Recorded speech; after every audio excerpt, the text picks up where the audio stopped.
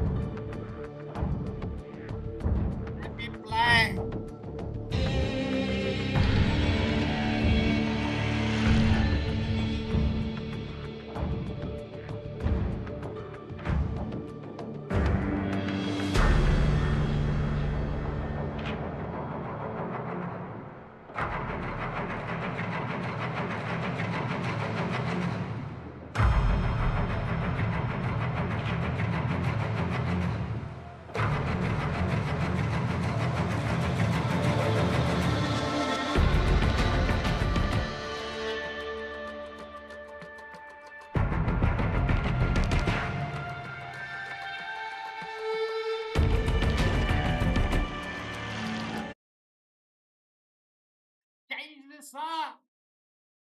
Locked doors!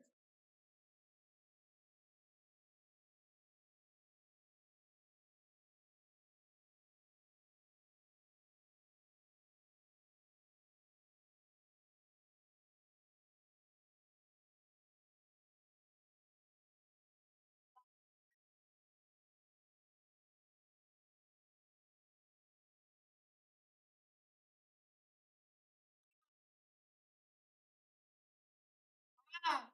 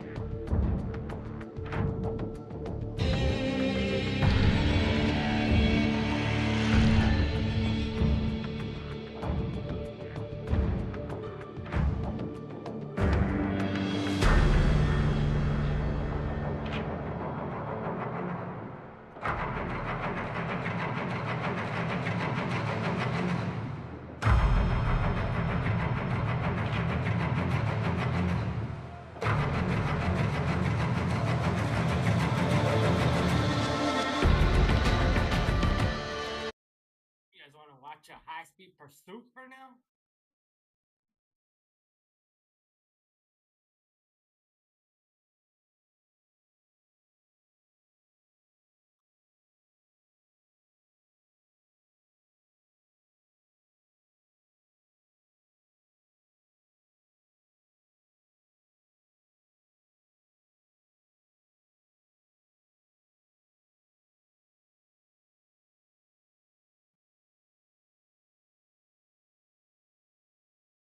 Sections, but it's going to be difficult.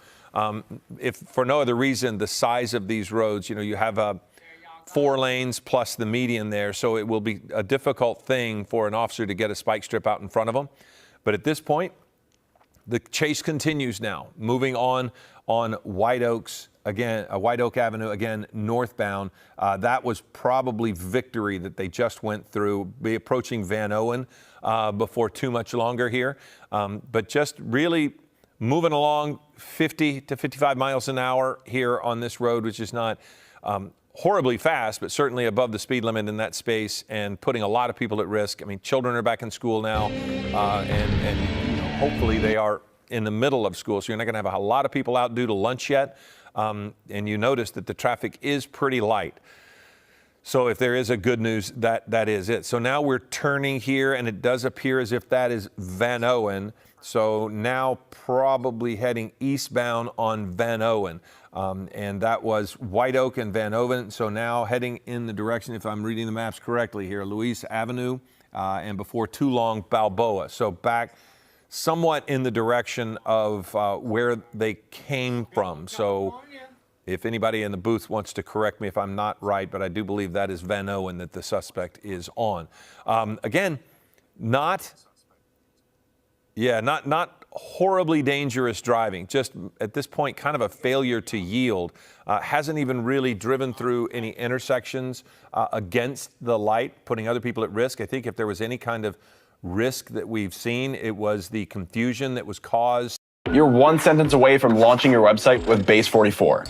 Since the beginning of the internet, there's never been such a fun, fast, and intelligent way to launch online. Landing pages, content hubs, e-commerce sites. Suspect, and we're trying to see.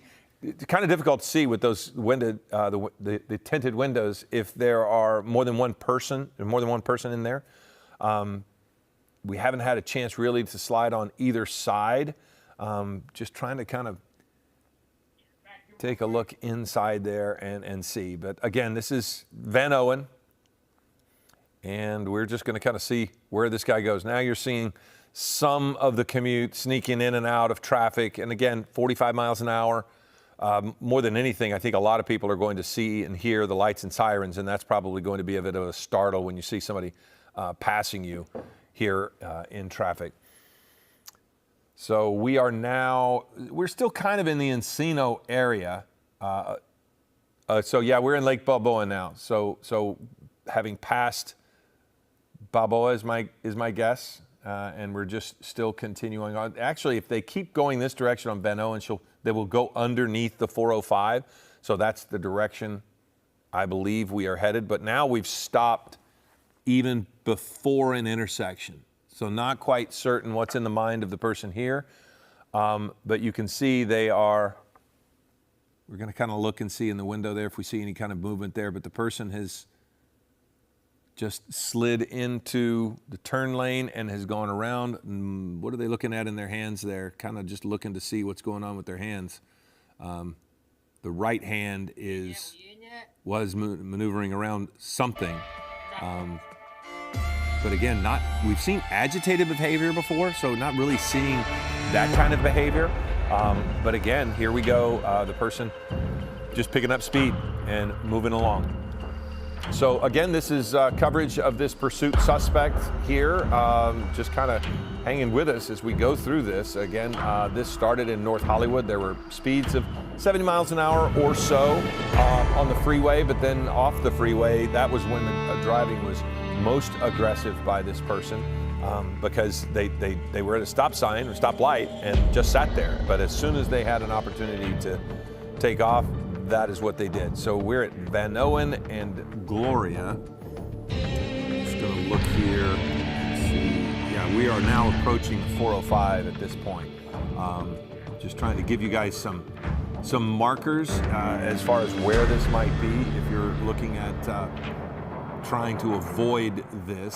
So they're approaching the 405. It doesn't appear there's an on-ramp for Van Owen onto the 405. That would be Sherman Way, which is just north of here. So we'll see if the person is going to try to, if they're trying to figure out where they're going. But now, again, we have an opportunity to look in that window to kind of see what's going on with the suspect. Don't see really any reference to anyone else in the car. I mean, that's very casual behavior. He's pulling something out of a container of some sort.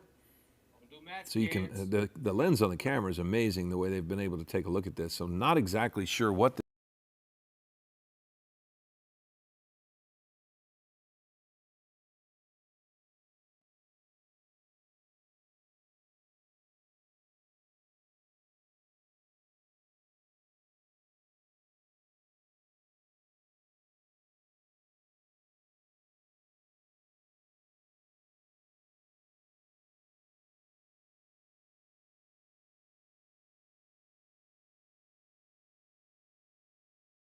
this person is doing.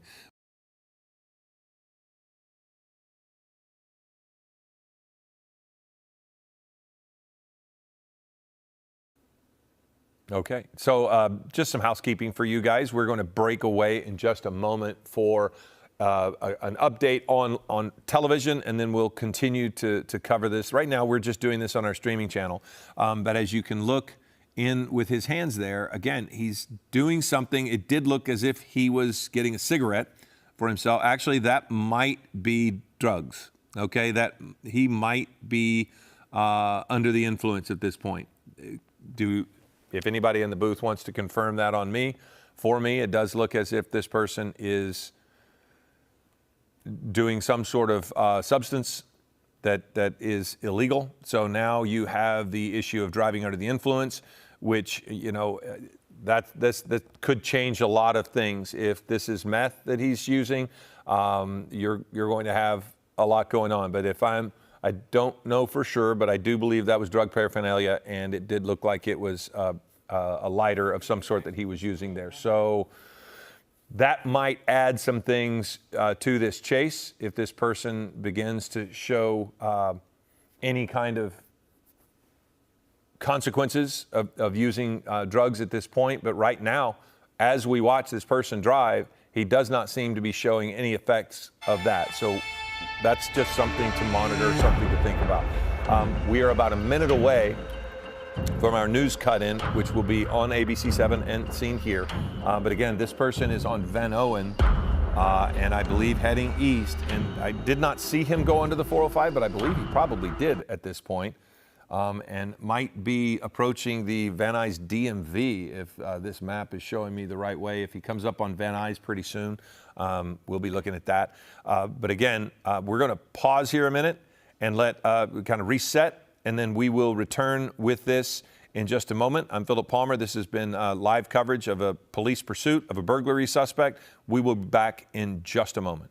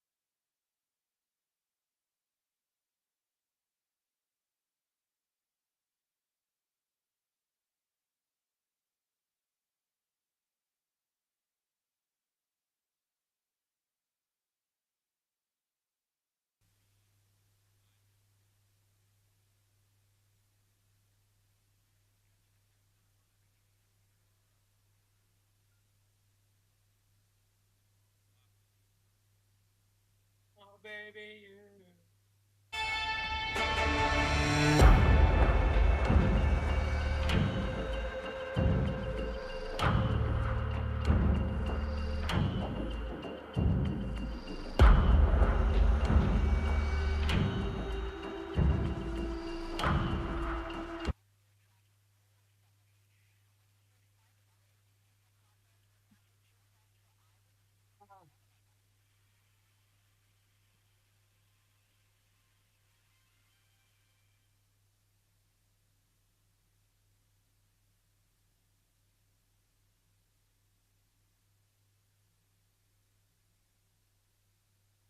on a sick one, eh?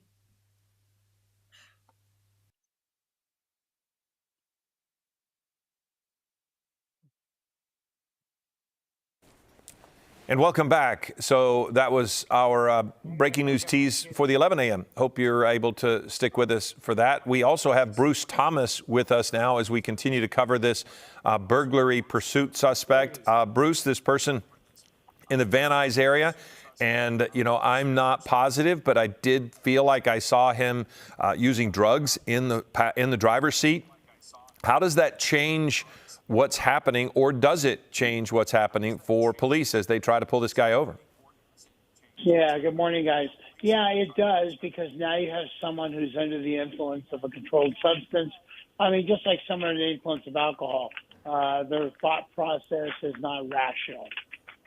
Well, and depending on the substance, it can create agitation. It can create aggressiveness. I mean, or it could do the other. So, I mean, here we go. This is one of the more aggressive turns. So, I mean, do you factor that in? I mean, if you think that he's using and you see a change in behavior driving, does that change the way you try to stop him? Well, yeah. I mean, you know, you have a burglary suspect, so you have a felony crime. Using a controlled substance is basically a misdemeanor, but it does make the thought process, the rationale of listening to officers or commands, it does go the other way. Exactly. Okay, well, we continue to watch. And earlier, you know, we had a moment where this person had just stopped at an intersection, and then he just drove away quickly. I mean, we had a moment where LAPD had disengaged, but then re-engaged. What generally is the motivation for re-engaging? I can understand the disengagement when maybe it's not that dangerous to the public, or maybe they know who it is. But then when they changed it and went right back on it, is there generally more knowledge that comes to them and more information that say, okay, we need to go for this? There can be some additional information. As you said, maybe the suspect is maybe armed, or it was a more than just a burglary. It could have been a home invasion, could have been something like that. But, you know, the fact that you're following this guy or gal, I'm not sure if we determined that yet. You know, the pursuit is being done more safely than some of the others we've seen. So LAPD has re-engaged it. Well, Bruce, I'm not positive you were with us when we had the moment where we kind of saw what he was doing in the car, but we have been able to re-rack that video, and you can actually, it does look as if he has a pipe and a burner of sorts, and that just implied to me that something was going on beyond, you know, we saw him actually trying to kind of load something up, but, you know, when you have this, you pretty much have more information, correct? That's correct. I mean, like you showed when you re-racked it, you know, is he using marijuana? Is he using crystal meth? What kind of drugs is he using? And that also comes into play. Well, I can tell you it is not marijuana. He's got it in a pipe and warming it up, so my assumption is that it's methamphetamines at some point. But our live look here. Better job opportunities can't find you if they don't know you're there. With an Indeed profile, you can feel confident you're not missing out on your next role. Complete your Indeed profile and help jobs find you. From the #1 rated brand in cordless outdoor power, the EGO 22-inch aluminum deck mower with Select Cut is the most powerful mower in its class, featuring an aluminum deck that allows for extreme blade speeds, producing the perfect razor-sharp cut. Designed for durability that's guaranteed for life. All powered by EGO's patented 56-volt arc lithium battery. One battery powers all two lines. Much more aggressive here on Haskell, and so I don't see a lot of officers immediately right behind him. But Bruce, part of the problem with that is his change of speed. He'll be going very slowly, and then he'll take off, and so officers are having to react to what he's doing, and so sometimes that leaves them a little bit behind. Yeah, to your case in point, it seemed like the light switch was flipped on where his driving pattern, he's all of a sudden higher speeds, a little more aggressive. Could that be the methamphetamines kicking in and doing that, which makes him a little more paranoid? I would say yes. Well, we continue to see this person going on Haskell, I do believe is the street he's on. And again, though, if there is good news in this chase, it's that the person has pretty much stayed on his side of the road. Now, this is a little bit more aggressive behavior in trying to avoid traffic. He, in general, hasn't worried too much about other people because he has been following traffic laws. But now we see some quick movements. He's actually into traffic there, going to surprise people. Now you see him pulling a U-turn there and starting to head the opposite direction. Looks like that is Saticoy. And so now in, again, the Van Nuys area, but this began in North Hollywood. We've seen this person on the 101 freeway and has not been on the freeway recently. So, Bruce, does that help or does that hurt? I think it's easier to follow somebody when they're on the freeway, but now all of the unknowns when you're in surface streets. Yeah, very much so. When you're on a freeway, it's kind of a controlled environment, meaning you're going one way at whatever speed you want to do. But now you're on surface streets. You have to deal with cross traffic, pedestrians, bicyclists, other issues like that. And that causes issues for law enforcement. So again, this pursuit suspect, we started following this about 20 minutes ago, but the suspect has been, on the run from North Hollywood in this burglary situation for quite some time now. So we're just continuing to follow and see what happens, trying to keep you posted as far as where the person is. We know that it looks like it's Van Nuys, so that's probably Woodley Avenue, if I'm guessing correctly in the direction, because Woodley is much more of a main street. And again, just that is another north-south road, if that is where he is, Woodley and Daly. But again, the person has not caused any accidents that we've seen, but we have seen drug use. Now you're seeing a bit of that would be a traffic violation going through that intersection. But again, the kind of driving that he's doing it's not really reckless in the sense that other people are able to avoid him. So if we can, maybe somebody give us help on this, if this is north or south. It looks as if that's probably southbound, maybe, because we're going back the other direction. But Colleen Sullivan joining us now is at 10:52, just trying to get started. This is our first chance, Colleen and Bruce, to look into the passenger side. And I don't know that I see anybody else in the vehicle. That has been one of the questions that we had, because we've seen the driver, we've seen his actions, which they haven't been agitated, they haven't been crazy, but it did appear as if he was using methamphetamines while at an intersection. So knowing that there's not another person in the car, that's new to us, but officers, Bruce, probably already know this, right? Yeah, they've got information from when they were behind them. Also, the observer in the helicopter is calling out information to them also. And they're getting also the live media streams also that are being relayed to the officers and to the watch commander involved in this pursuit. And actually, Bruce, Colleen Sullivan again with you. I don't see a lot of LAPD officers behind this vehicle, because as of right now, the vehicle looks like it's traveling at not dangerous speeds. At what point do they try to, since they see where this car is going, block off a little bit and try to do any sort of pit maneuver or a spike strip? It's a great question. You do have a street that's a little more wide open. The speeds were low enough. However, the surrounding environment precludes us from trying to do a pit maneuver, just because we don't have that operational area to spin that car out of control. It may go into oncoming traffic. It may go on the sidewalk involving some pedestrians. So it's kind of a, wait and see game right now. Well, we know that they're now in the North Hills area and have turned off of Woodley Avenue.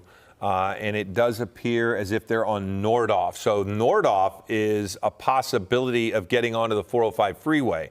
And it does look as if that's the direction they might be going. But again, you've now gotten your wider streets. And Bruce, and to Colleen's point also, one of the issues is this person has not shown any pattern of behavior.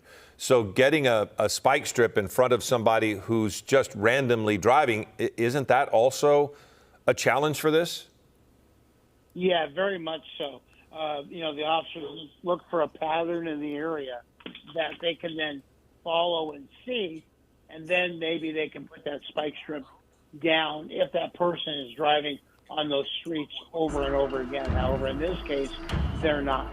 Well, now we are under the 405 now. So we're on Nordhoff, just passing under the 405, heading eastbound. Oh, looks like they are going to take that freeway, though. They're going to get onto the 405. So this is going to change the sort of course of the pursuit as well, Bruce, because now the CHP within the LAPD, so hopefully the CHP is in this area. That we obviously know the CHP is aware, but at what point do they start getting involved?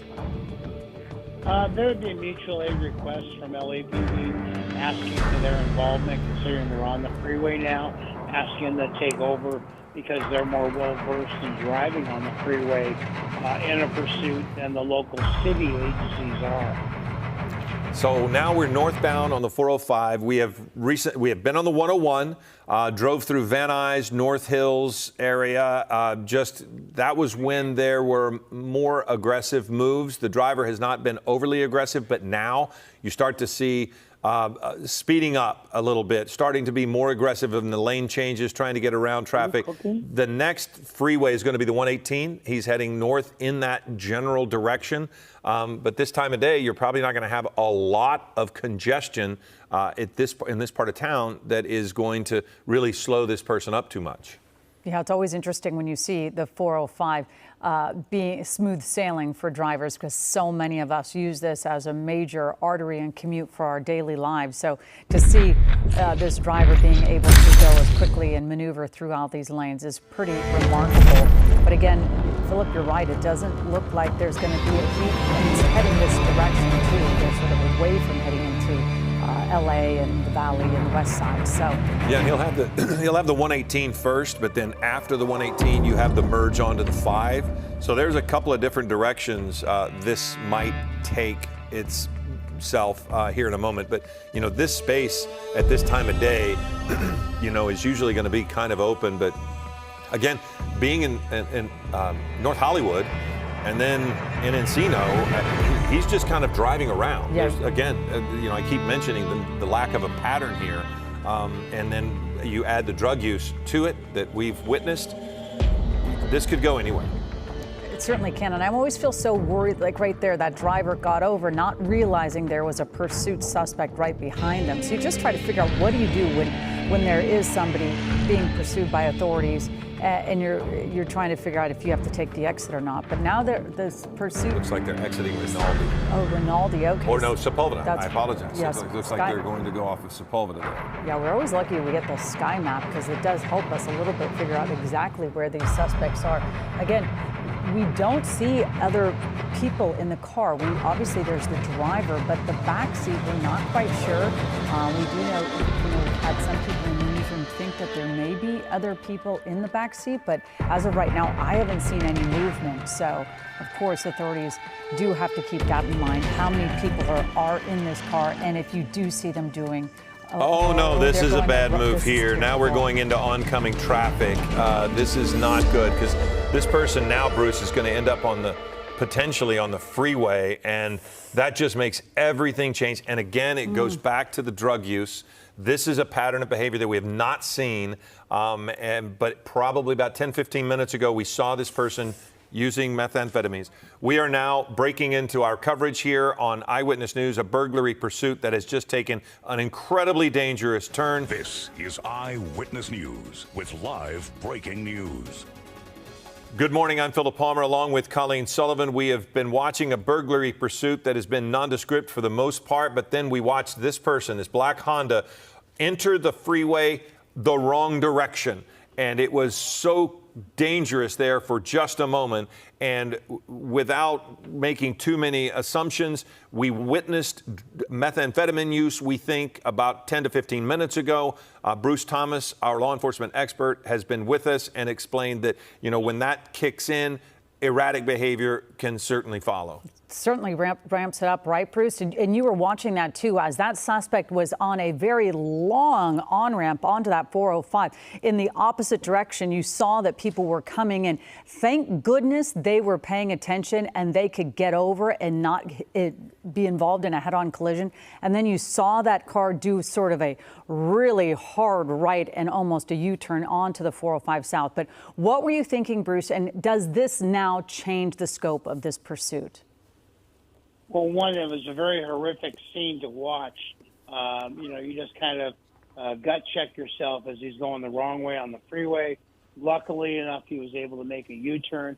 ¿Qué necesitas para manejar con tranquilidad? Un buen equipo y un buen seguro de auto. Como Freeway Insurance, que te permite ahorrar cientos de dólares al año en tu aseguranza, aunque tengas accidentes, tickets o hasta un DUI. In his system, I would say probably yes. Well, now we're watching this suspect, and I think Bruce hit the nail on the head because the driving behavior has changed dramatically. We have not watched initially this suspect change across lanes like this, but he has gone in and out of the carpool lane. He's sliding all the way across 5 lanes of traffic. Now he's sliding over almost into the shoulder to try to pass people. This is southbound on the 405, and anytime this is another dangerous move. Passing on the right. You can lose control of the vehicle very quickly in that space, and it's just terrifying for the people who are driving in that far right lane. Yeah, they're they're unsuspecting motorists. They're driving, going about their business, and you have a vehicle going at a high rate of speed, passing illegally on the right, and then cutting across and cutting them off. So that just creates a whole dangerous situation for everybody. Yeah, we're now seeing that this driver is tucked under that tree right there, trying to figure out what they're going to do. They're obviously at the Nordhoff Street exit, the Aqueduct Avenue as well in North Hills. But again, we're watching this driver trying to figure out, we do not know if this driver knows this area, but they seem to want to keep getting off on North Hills in the North Hills area. Well, we don't know also because we saw him get off and then turn around, get right back on. Now, Air 7 has him at an ARCO station. So this is an opportunity, and Colleen mentioned that the officers have pulled back a little bit, so you don't see the response right on top, but they are monitoring this person. So now we're going to see if you see the shadow of the air unit there. So the person is pulled into ARCO there. And Bruce, how quickly would officers try to get to this person and surround him? Well, you have the helicopter overhead, which is relaying that information to the ground unit. And hopefully there are some ground units in the area that can then swarm in this location and, pin him There's in one. And or attempt a felony stop. Well, you saw the danger it put one of the customers. She immediately walked over to the entrance to talk to someone about maybe what's going on. So now you've got officers, and here he goes. He's out and gone again. I'm a little surprised, Bruce, that officers weren't responding more quickly in that moment. Because as you mentioned, they're generally even in monitoring mode, tracking mode, they're still in the neighborhood. Yeah, you would have thought they'd have more officers involved in that. However, you are transitioning from one station area to another, so maybe each watch commander had their own difference of what they wanted to do on this, and told those officers, hey, don't get involved, but the other mission units, you can get involved.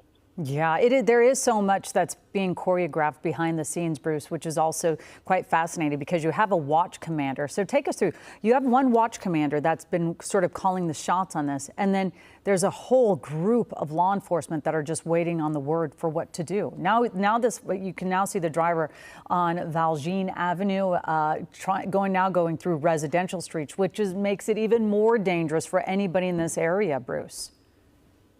Yeah, very much so. Going back to your point, you have a watch commander who's asking for certain information, road conditions, speed, number of occupants, type of crime. And those are all factors involved to let the pursuit go or to cancel it and go into a surveillance mode. Okay, now we see this suspect driving aggressively through these side streets, but what people might not have seen when we first came on to this was when he entered the 405 freeway going the wrong way. That's this moment here on your right. That happened at about 2 minutes before 11, and you can imagine the sheer terror for all of us watching this when he started at this point going the wrong direction onto the freeway, and you'll see that he made this quick U-turn. I think even in his agitated state of mind at that point, he realized he had made a bad move. And you'll see it coming up right here. Yeah. What were you going to say, Bruce? I was going to say, and luckily you'll see as the footage continues, he made a U-turn, and it seems that traffic let him do that without any kind of incident.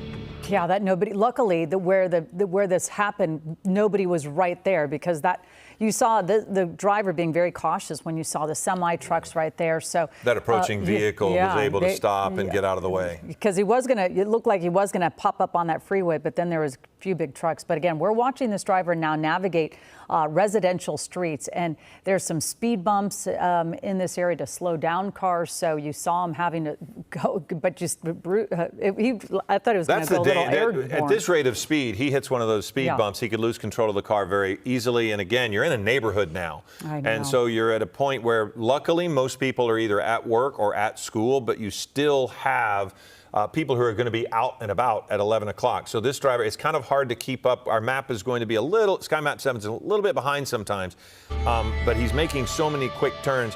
There's another officer right there, maybe just even happening upon this, but that is an odd move. That's very odd. Turning around to get behind the officer, and now there's an officer behind him. So this is when it gets a little bit tricky, wondering what this person's going to do, because now you have an officer in front, which is not a safe place to be for the officer, and officers behind. And then they just took the artery that was not filled with police.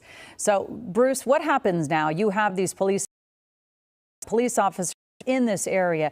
This driver doesn't seem to know where they are driving, so we don't know if there's going to hit a cul-de-sac or not. But what do you think they're going to do now? Are they going to try to, surround him? Well, they're going to swarm the area with units, meaning that in that geographical area, they'll ask all the units to kind of come into that area and hopefully silence the suspect into a cul-de-sac or into doing a stop of some sort. Well, one thing that we have noticed is he's now starting to drive on a couple of repeat streets. So he's kind of been in this space. I saw that one looping street there. So if he starts making some more frequent transports in more, his transportation, his vehicle, his streets, if he gets on common streets, they're going to be able to get in front of him. In the Northridge area, Plummer and Gothic. So if he makes a couple of moves where he goes back over a familiar path, that's going to really give an advantage to officers who are in that area. Yeah, very much so. The other thing, too, on a big street like Plummer, it's a wide street. So if they may have the chance to do it, they could try a pit maneuver. Yeah, it does seem like that. A moment ago, it seems like there was a possible opportunity. I certainly don't want to act like I know what I would do, but it looked like they were getting close when the driver was trying to figure out what to do. But again, you don't know if there's a weapon in this car. We know it's a burglary suspect, but again, what they're attached to, if it's just one burglary, how they ended up becoming involved in knowing that this car was suspected in a crime. So now on Plummer, he's going right through an intersection again, and that's the kind of thing, Bruce, that you're terrified of when this person stops obeying the traffic laws, which in many cases he's been doing.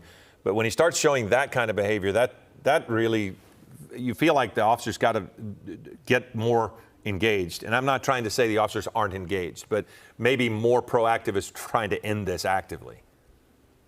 Well, the other thing, too, is I remember a couple of years ago, especially in the San Fernando Valley, they changed some of the speed laws.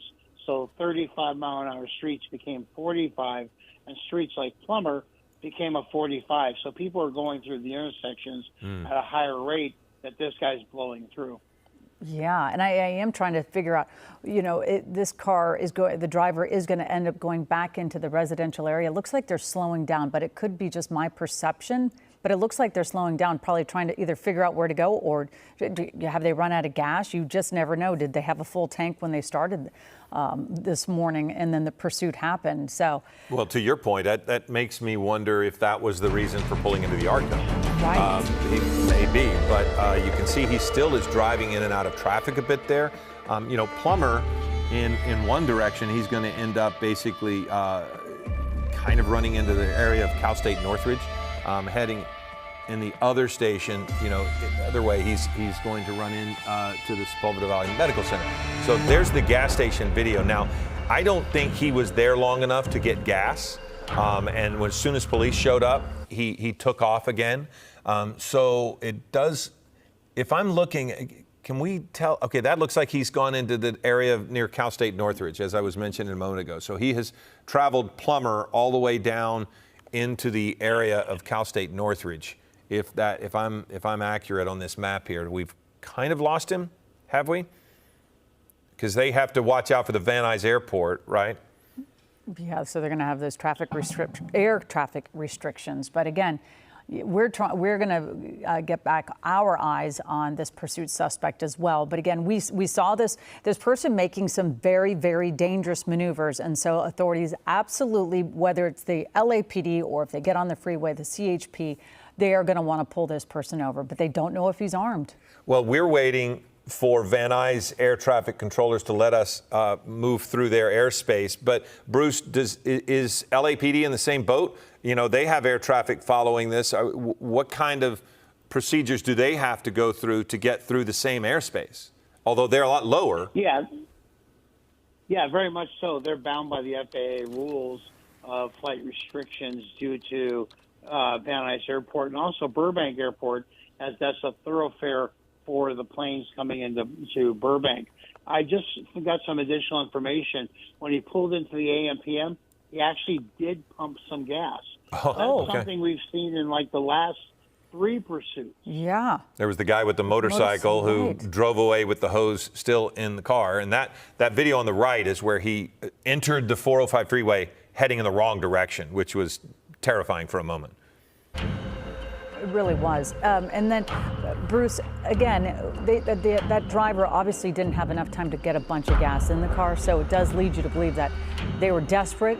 They were really on empty, on fumes, so they will quickly be back on fumes because they couldn't have had. You were seeing them go into that gas station. We cannot see them actually get out of the vehicle and pump gas, but Bruce obviously has intel on the inside side. So, Bruce, wouldn't that lead you to believe they were only in there just for a minute or two? So in order to get gas that quickly, they have to put their credit card in? I don't even know how they could have do it that quickly. Dad, what's with the parrot? It's to remind everyone that Sit and Sleep will beat anyone's advertised price or your mattress is free. Right now, save up to $1,000 on King Coil, plus pay 0% interest for 36 months. Free! Maybe, but remember there was a woman that ran to the entrance, Bruce. Remember the woman that ran to the entrance? Look at this motorcycle driver. What their involvement is, yeah. Oh my goodness, this guy. This isn't going to end well when people get involved. Bruce, I'm not sure if you can see this motorcycle or a courier trying to basically tell this driver to pull over or slow down, and they're now becoming part of this pursuit on a motorcycle. What are you thinking now when you see this? I just think that, the public should not become involved in a police matter like this. They may have been upset they were cut off or something. Maybe they feel they're trying to get the license plate of the vehicle. But in this case, it just causes more problems for everybody involved. This is so dangerous for the motorcycle person or the scooter. I can't really tell if it's a motorcycle or scooter, but they are actively trying to engage with this person for whatever reason, and they are at such risk because they don't realize what this person's all about that's in the car. And they're now talking to each other, yelling at each other, and the motorcyclist is in the wrong lanes. And so now, even with an officer behind, the person on the motorcycle continues to engage. Bruce, does that ever surprise you that somebody is so unaware of what is happening that they continue to do this? I mean, the police are right behind them. Yeah, each pursuit we see just lends to a new education for everybody involved. And for the LAPD, I'm surprised they have not got on the PA and told that motorcyclist or scooter person, get out of the way, stop, pull over. You're involving yourself in something you don't need to be involved in. Yeah, and could they possibly face any charges? And I know our director was saying, do you think that they may actually know each other, being that this driver has been in the same area for quite some time? You know, anything's possible. Could they face charges? Possibly for interfering with a police officer in the performance of their duties would be my guess. But, yeah, it's hard to say at this point. This is unbelievable to me. I do lean to the possibility that maybe they know them. But what gracious, is going on? For whatever reason, if they don't know them, they need to stop. It's borderline insanity. If they do, then you kind of understand maybe trying to get this person to pull over and stop. What I was going to say a moment ago about the ARCO, I think maybe a woman was pumping the gas and he just took her gas and started trying to pump his own. In that sense, he wouldn't need the credit card. He'd just take it right away. Because if you noticed at the very beginning, a person ran over to the entrance and, as if they were saying, hey, this guy's doing this thing. So that's just a conjecture. Hypothesis, yes. But I wonder if maybe that's what was going on. But this has really taken a turn with the motorcyclist who started to engage with this suspect. The fact the suspect went the wrong direction on the 405. And now you're starting to see, and there's the motorcyclist is still there. What is going on here? There has to be something. You cannot just want to be part of a pursuit if you are not involved. Bruce, I mean, common sense. They have to know. They tried to get into the vehicle. They tried to open up that passenger side door. What are you thinking? Yeah, they definitely know each other. There's some communication. It did appear maybe the suspect was on a cell phone calling this person who lives in the area. You know, come and get me, or come and get involved in something like this. But there's definitely some sort of relationship. So it does appear as if the motorcyclist has pulled back a little bit. That is likely due to the work of the officers, correct? I mean, I've got to think that someone engaged that motorcyclist and said, you are making things worse. But no, there they are off to the right. I take it back. No, they've stayed in this, but they're not passing up the police like they were before.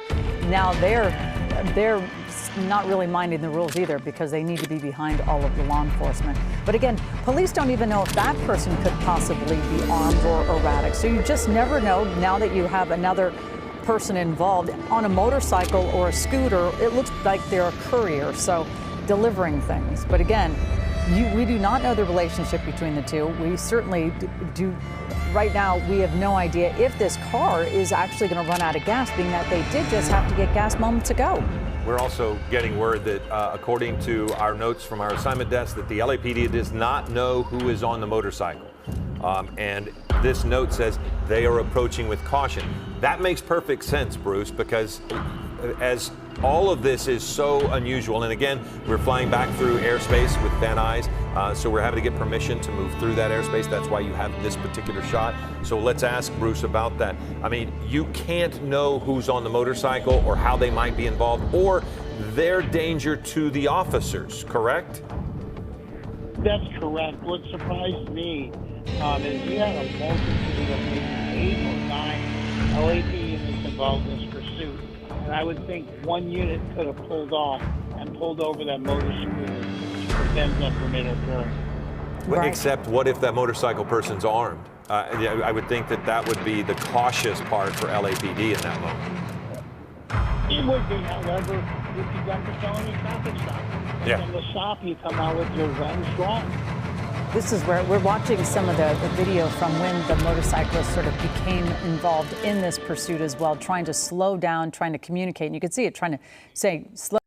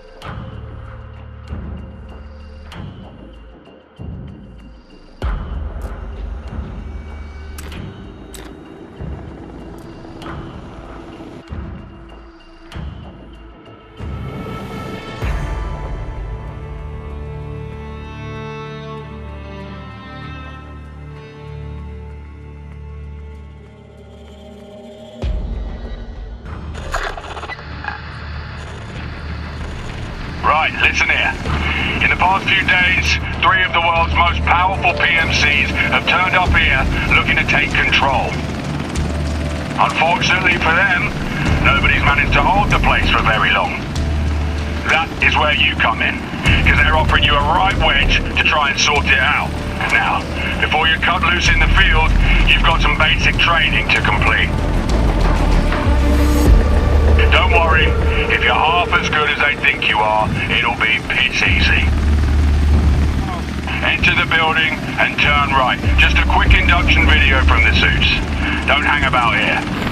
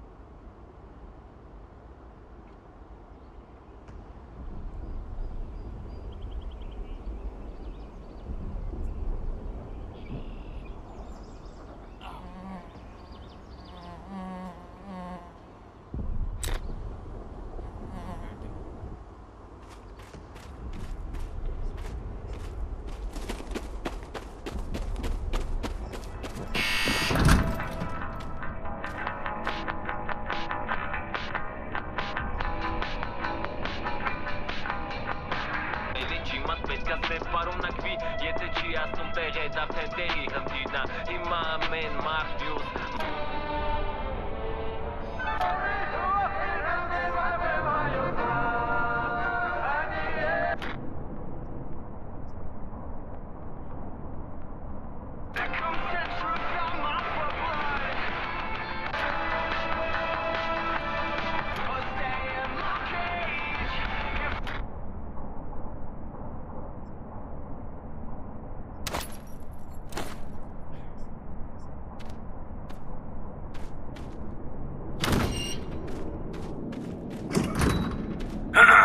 We on? Okay. Welcome to the training center. I take it you've already heard about our little video. Good. Turn on the projector and scroll and press play to start watching. Hey, genuinely, thank you for being here and playtesting our game. Closed beta is no longer under NDA, so feel free to stream, make first impressions videos, and post clips online. Remember, if you've pre-ordered War Dogs and decide you don't like the game, you're more than welcome to refund it. For everyone else, welcome to War Dogs. We hope you make money, lose money, and love every second of winning it back. Now that that's finally over, you can head across the hall and start your training.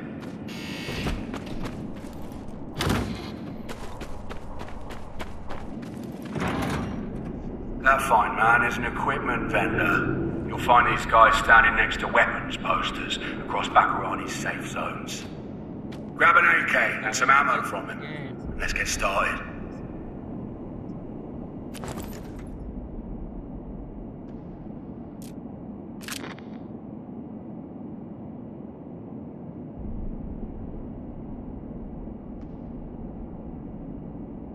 Go to the vendor and grab yourself an AK and some ammo.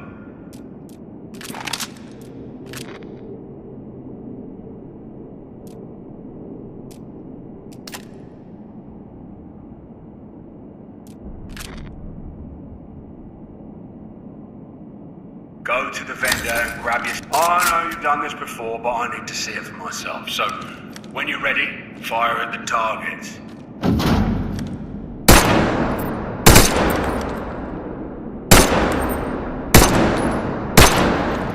Right ammo, bullets can easily penetrate weaker materials, like glass, wood, cloth, obviously. Hit the target through the wood to see for yourself. It's solid work. Unlike wood, some surfaces are not penetrable, causing bullets to ricochet. Fire at the edge of the container and watch the bullet rebound.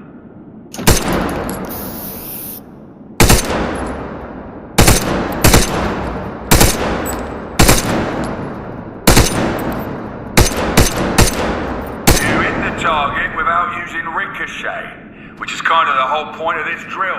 So fire at the container's highlighted edge and watch as your bullet ricochets. Good job. Let's see what you're like with explosives. Go to the vendor and get some grenades. You may need to grab a backpack and all, if you don't have one already.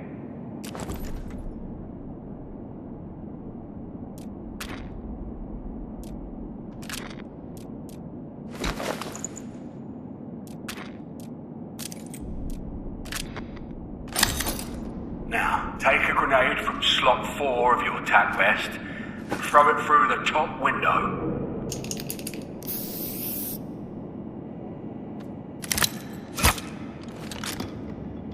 Good work. Now, go back to the vendor and get yourself a helmet and some armor from their gear selection.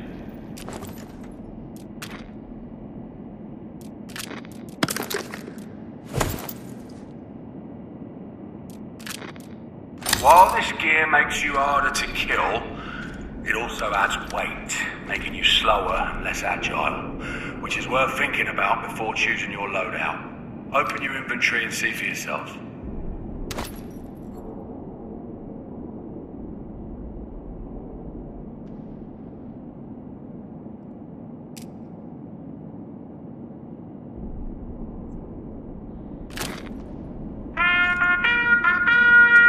Sounds like you passed this section.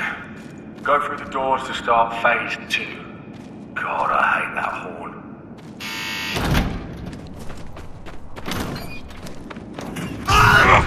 Quick, run over and revive that guy before he bleeds out.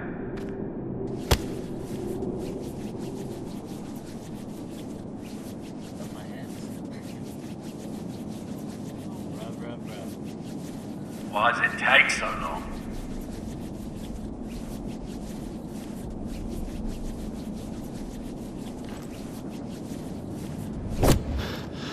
You hero, mate. He definitely won't be shot again.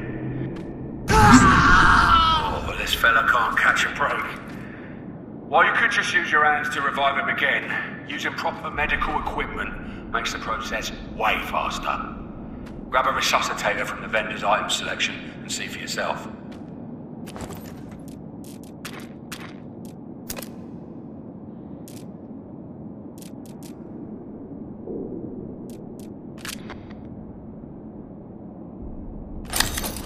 Now, drag that guy away from the danger before resuscitating him.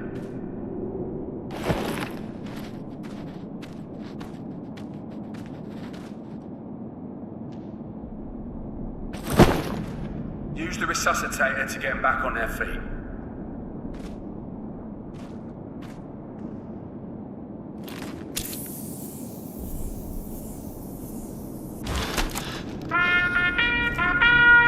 Good job. Now on to the next room.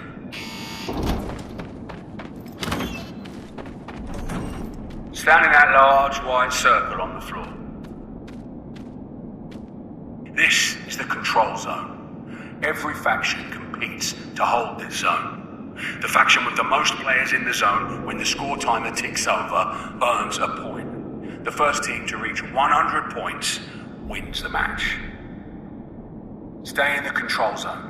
Notice that your presence here is contributing to your team's score in the bottom left of your screen, and that you are earning money for doing so in the top right.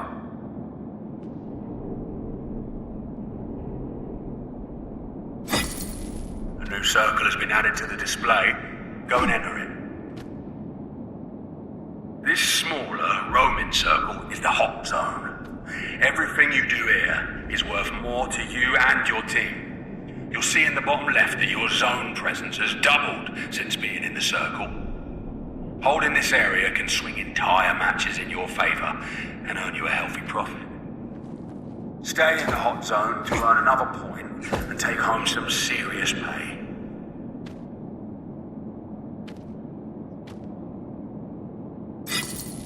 Head towards the final room.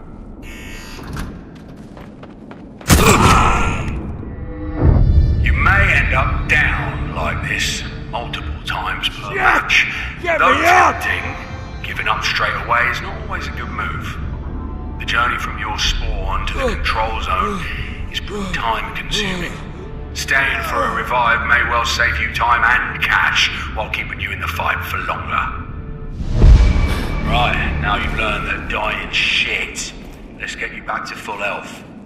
Head over to the vendor and grab a first aid kit from the items section.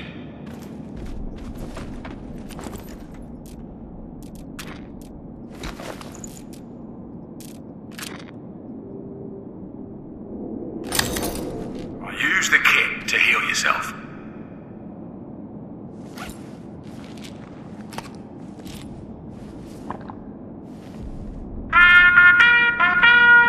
Alright, for real this time. You can go into the next room.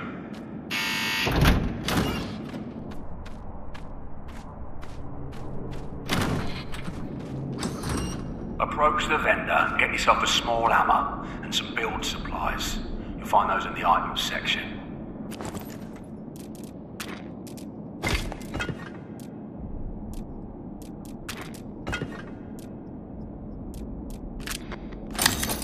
Good job. Now, right-click to bring up the build menu and try placing 2 sandbags. Hit the sandbags to build them. Hitting the cross makes you build faster.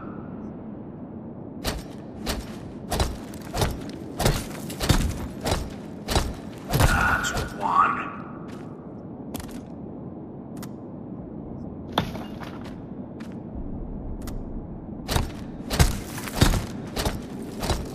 job done. To build larger structures, you need to be in the vicinity of a forward operating base, or FOB. Go and get a FOB from the vendor.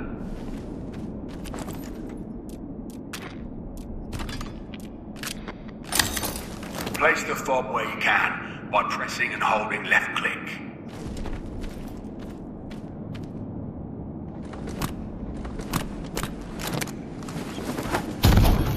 Open the fob and drag the hammer into your special items slot, slot 3. This slot is reserved for specialist role items like hammers, medical bags, and RPGs.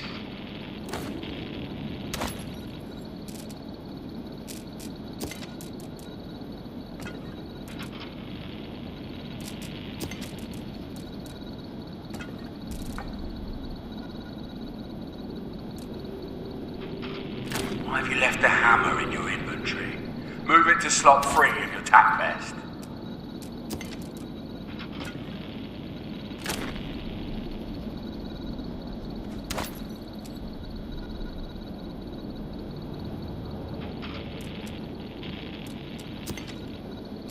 That hammer needs to be in your hands, not your inventory, mate.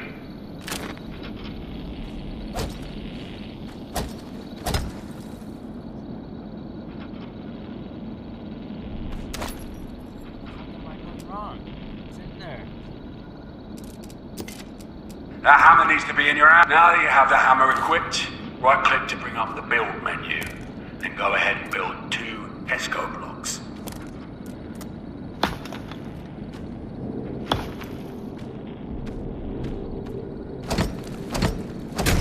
That's 1. And that's 2.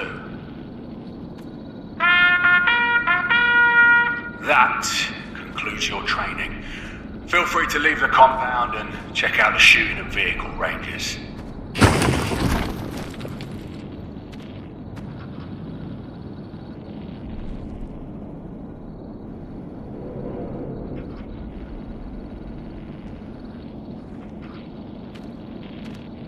You can leave now.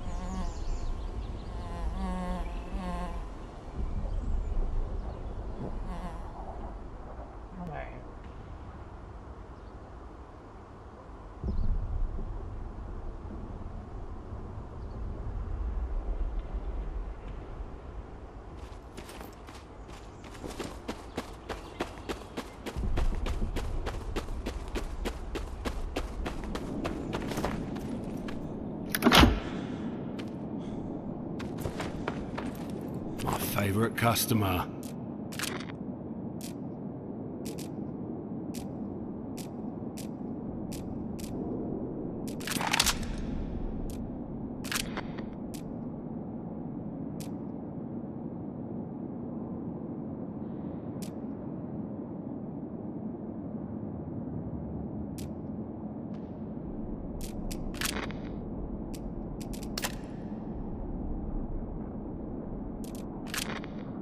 Yeah, good call.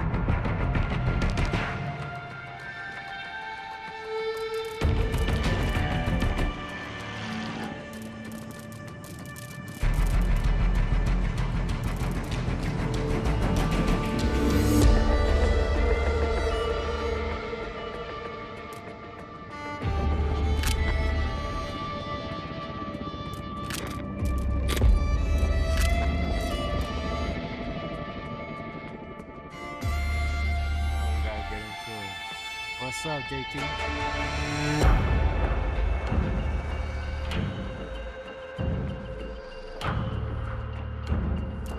I'm gonna change my.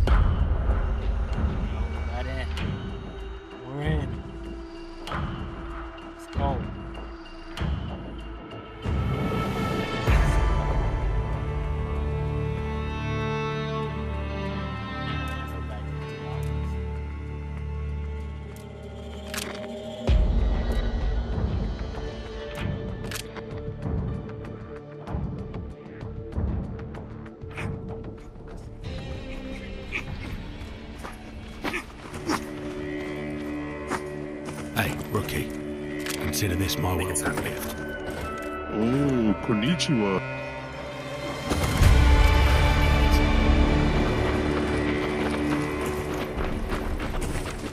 You're just in time for the flash sale, lucky pup.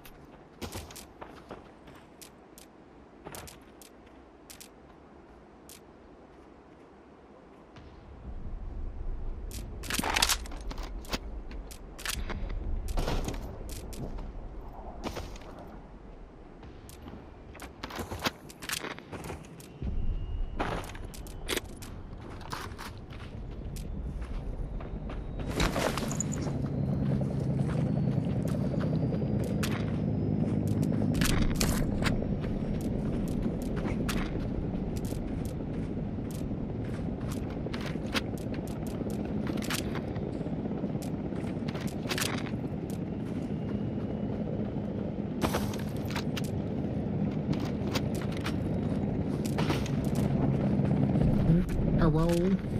Boy, remember, hey, rookie, consider this my welcome gift. Hello. I don't get more ammo. Let's go kill these boys.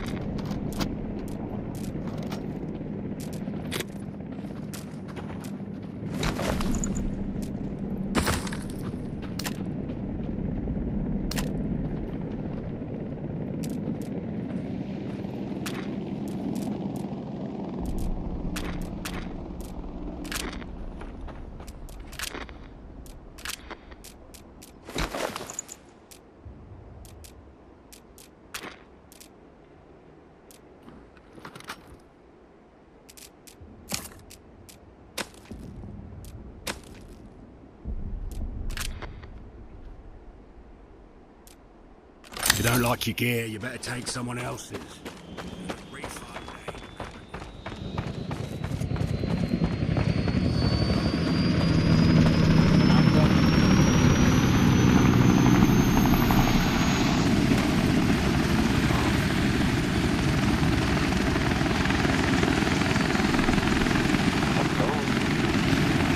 Hey, is my mic working? Yeah, I gotcha. No, just had to make sure. Thank you guys for the orders. I do that all the time. Yeah, I'm on a dual PC setup and my mic is plugged into the other PC, so some games it just doesn't work. My cord just sucks.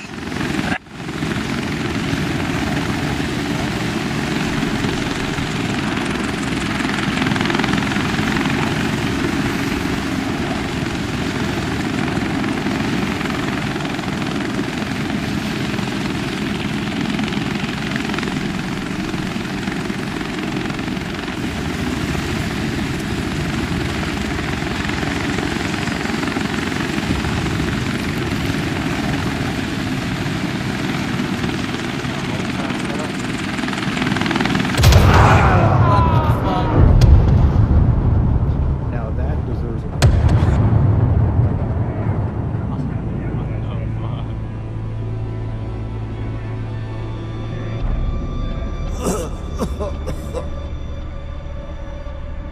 Shit! Get me up!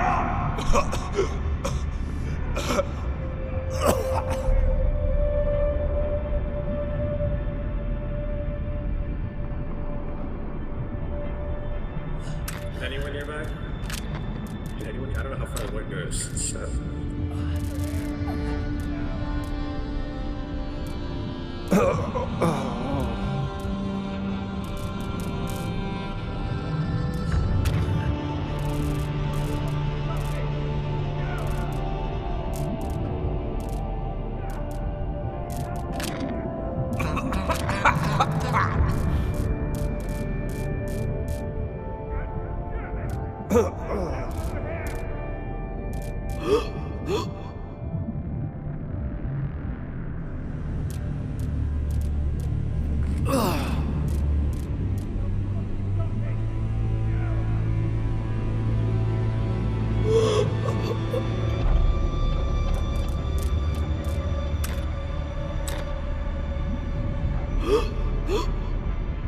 Did we give up?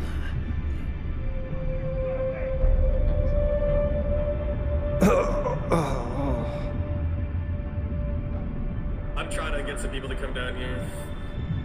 Using the type of chat.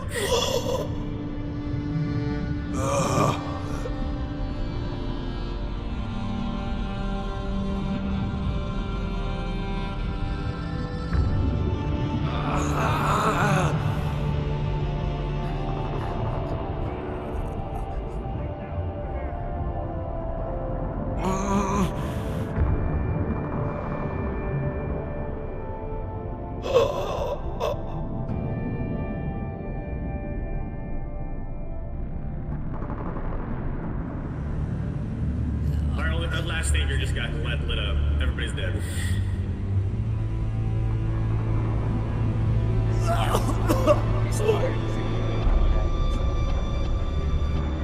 Probably not the best idea to get in a helicopter for the first ride in. Oh, we got people coming in. We got people coming in. Hold on a sec. Let's see if they can get us. How do you pull up the map? M?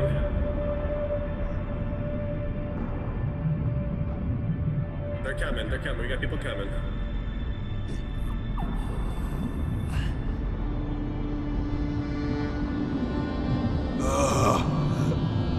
Dubious, can you hear us?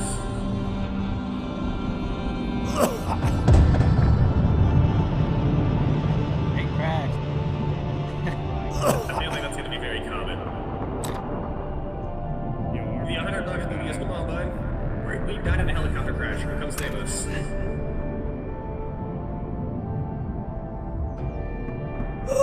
Oh, yes. Come on, Dubious.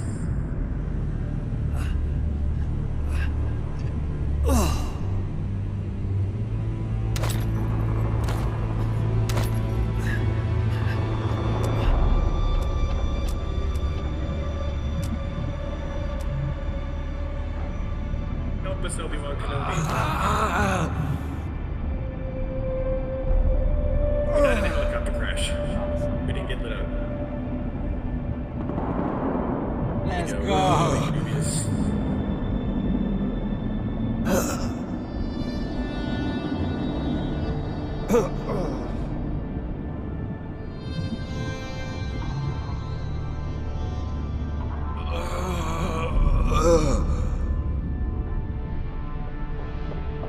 I'm alive, boys.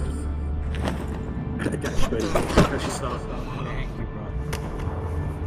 Thank you. Thank you for real.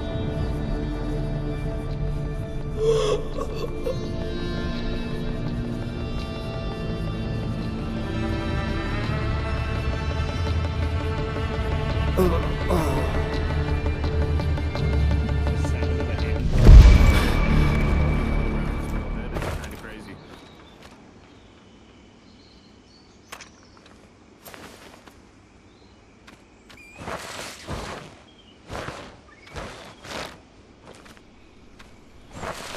See, all we needed to do was be a little patient. I knew somebody would come save us. Hey man, we're chilling.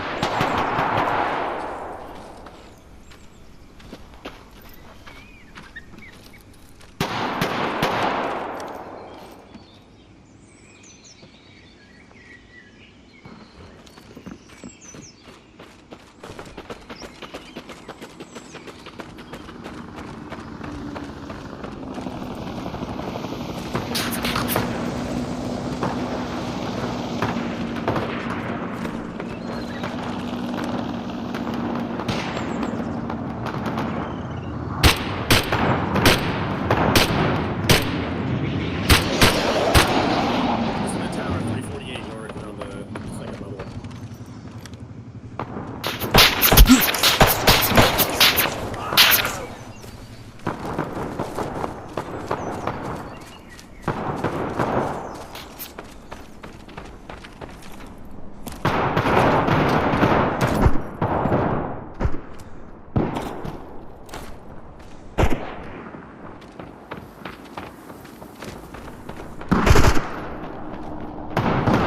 Careful, there are people watching this.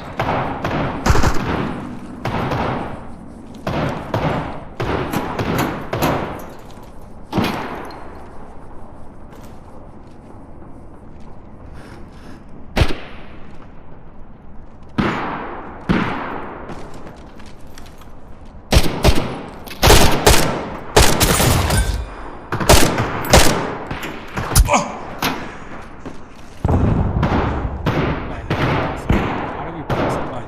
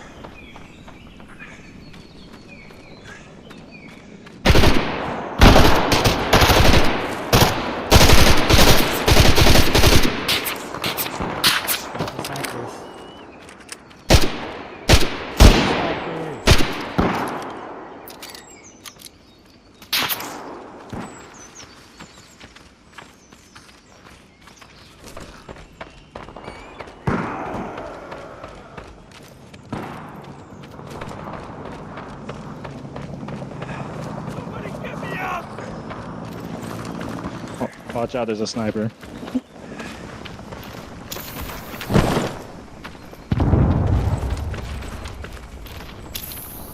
I had it first, asshole.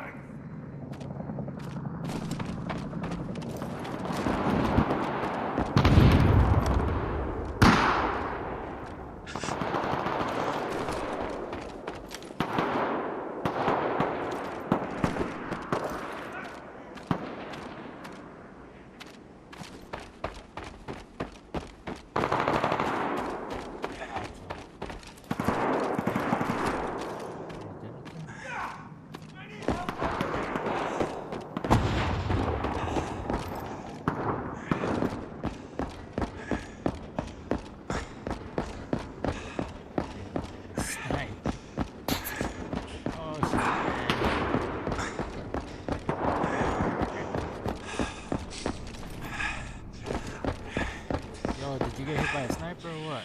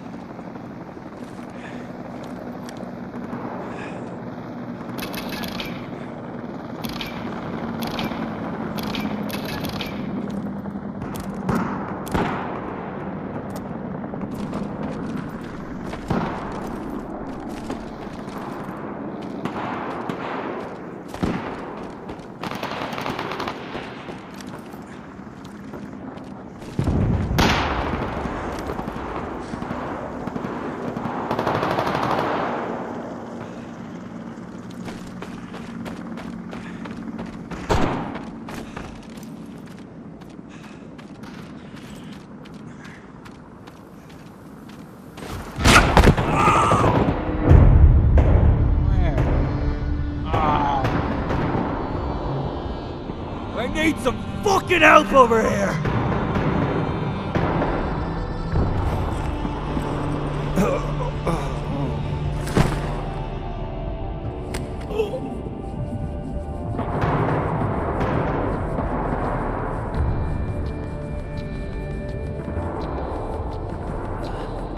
Love reminding us together.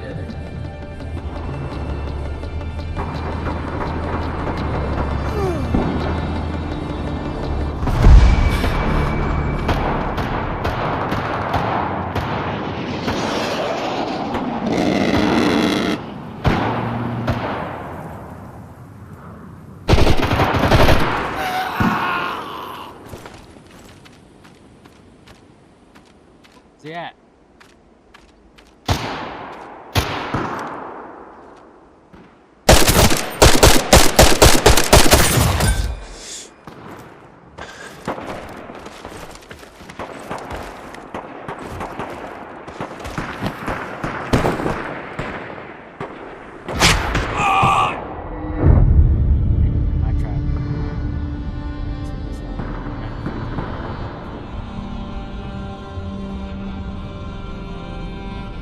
Open their fifth.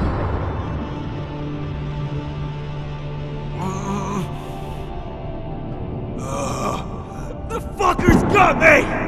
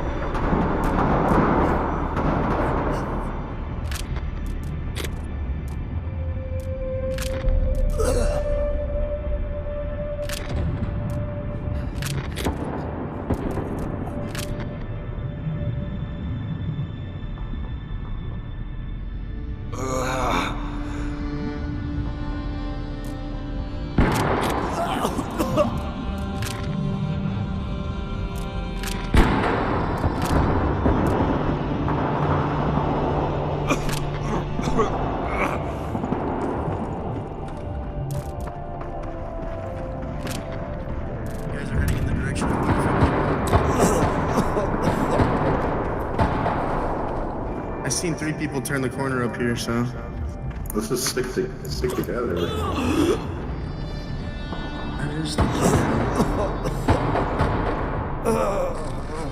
Thanks, Link.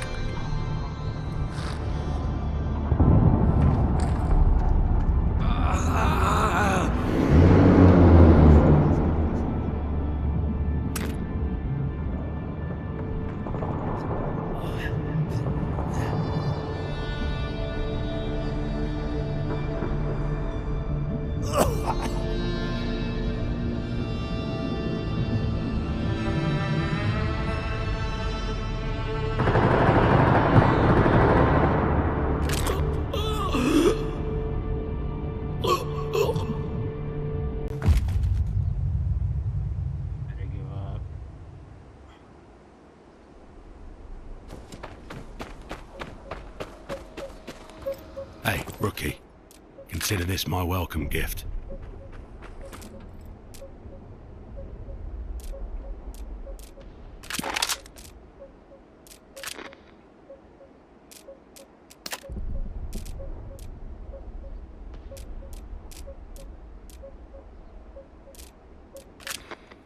See you around, rookie. Hey, take a look around.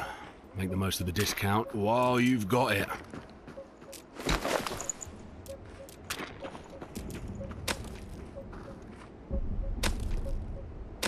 Well, that happened.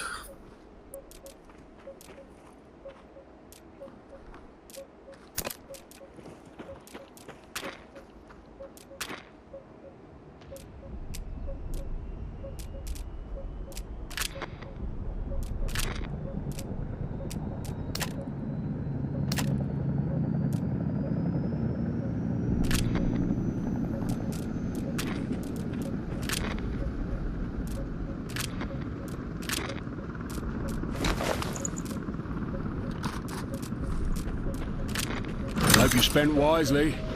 There ain't gonna be a refund.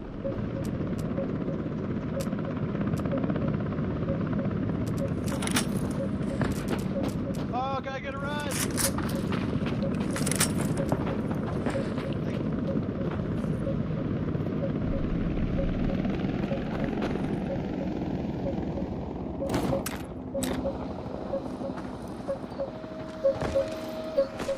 Hey, I don't normally do this, but seeing as you're new, I'll make you a deal. How's that sound?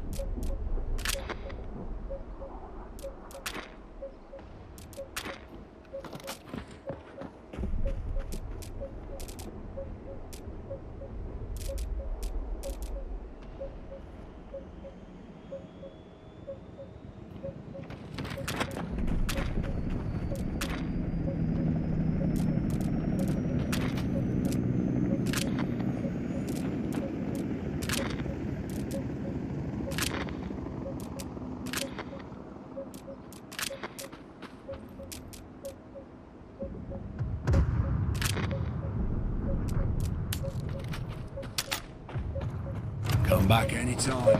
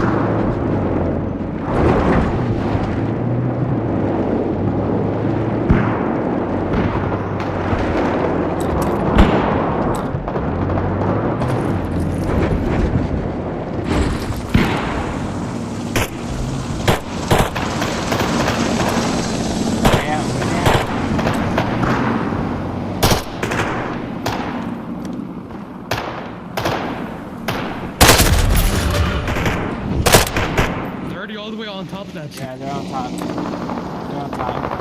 I see them.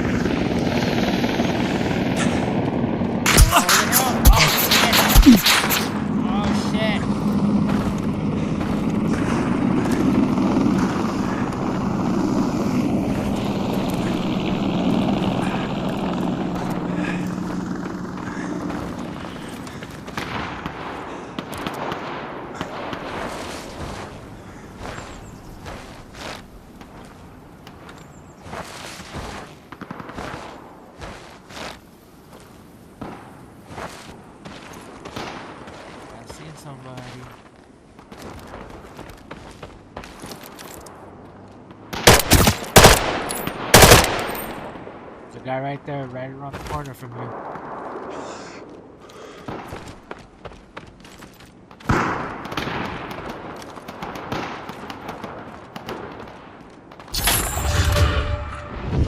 That's right.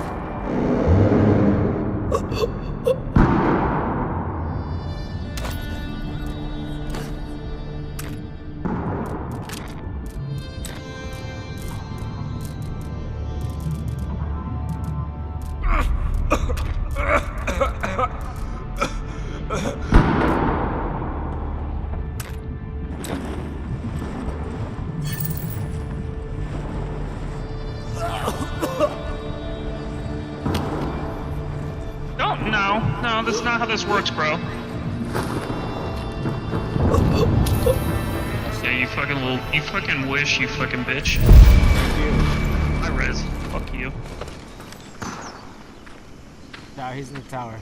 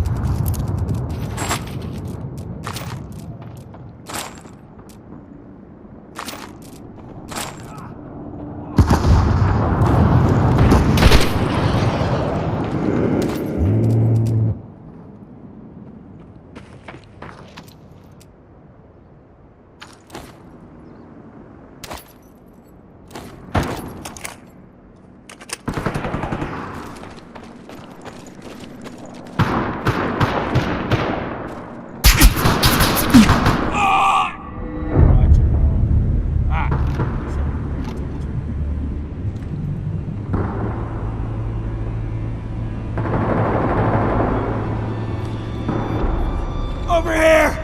Get me up! Your back.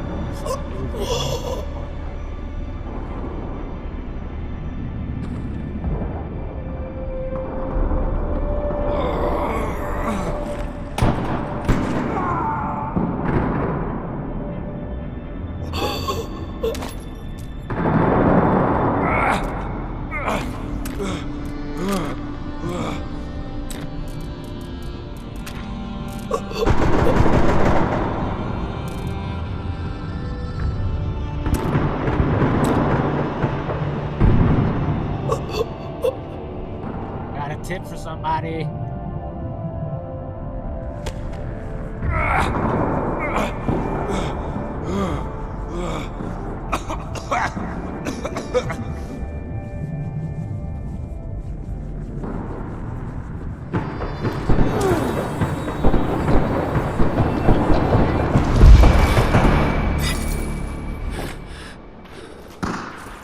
Buy some health off of you. Yo, anybody got help?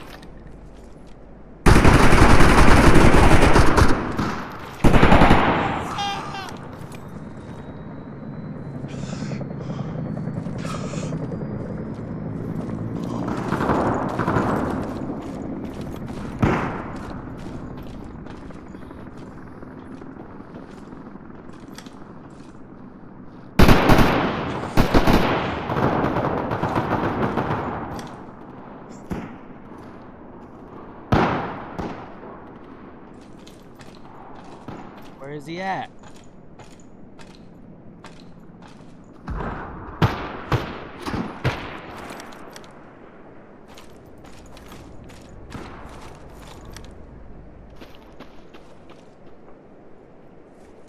Get back, Kobe.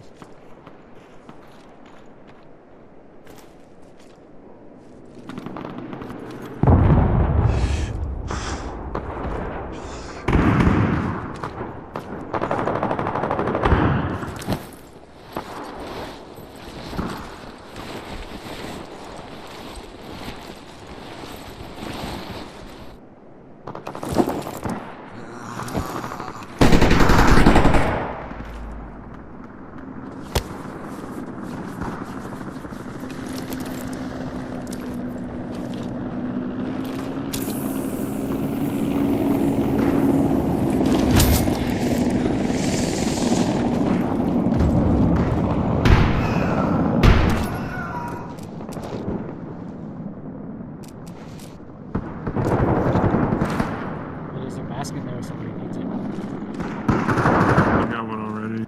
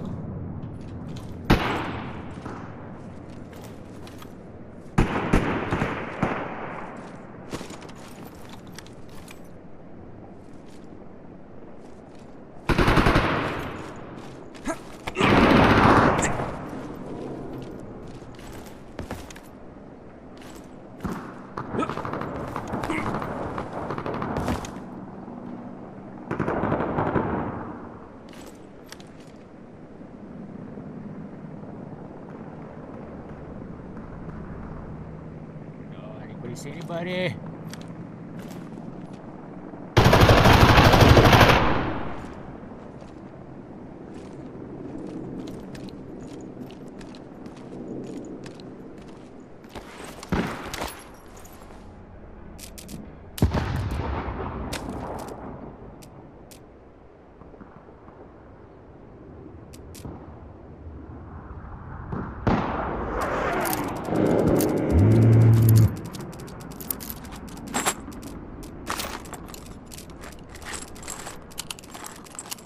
Thank you for the ammo.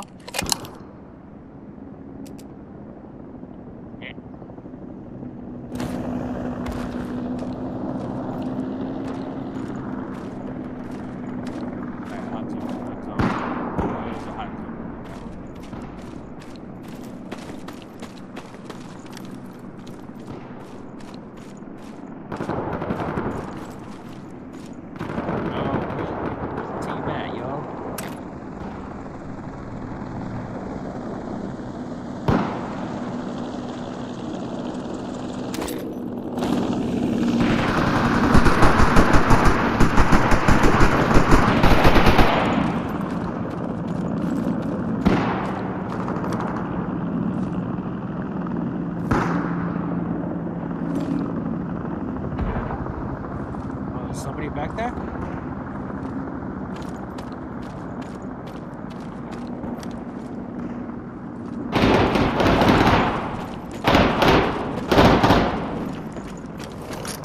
Oh, we need to talk to the hill southeast.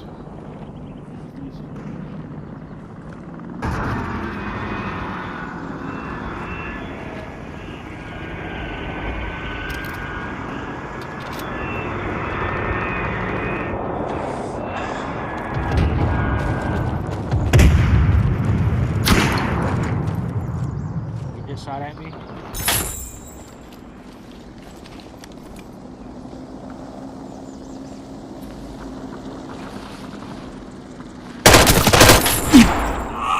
No way, he's up there, he's hurt.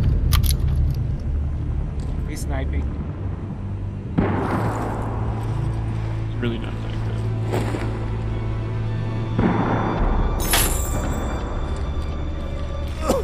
Thank you.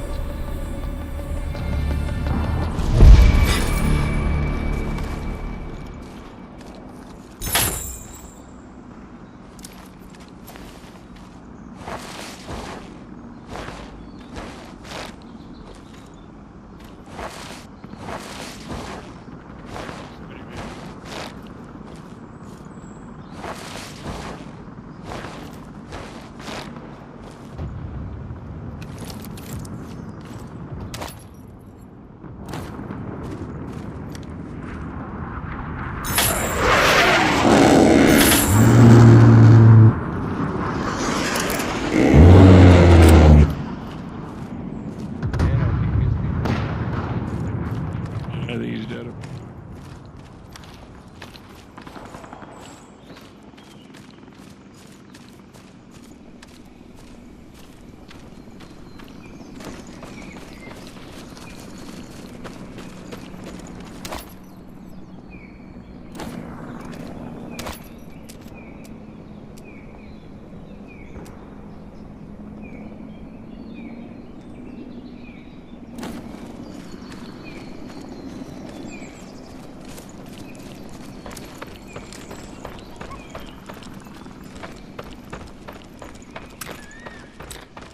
What's that objective?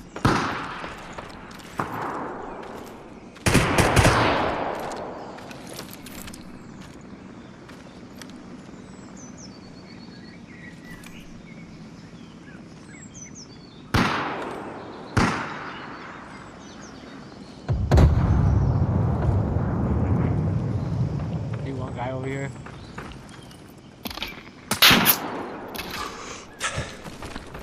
They're on the other side of that hill too, they're snipers.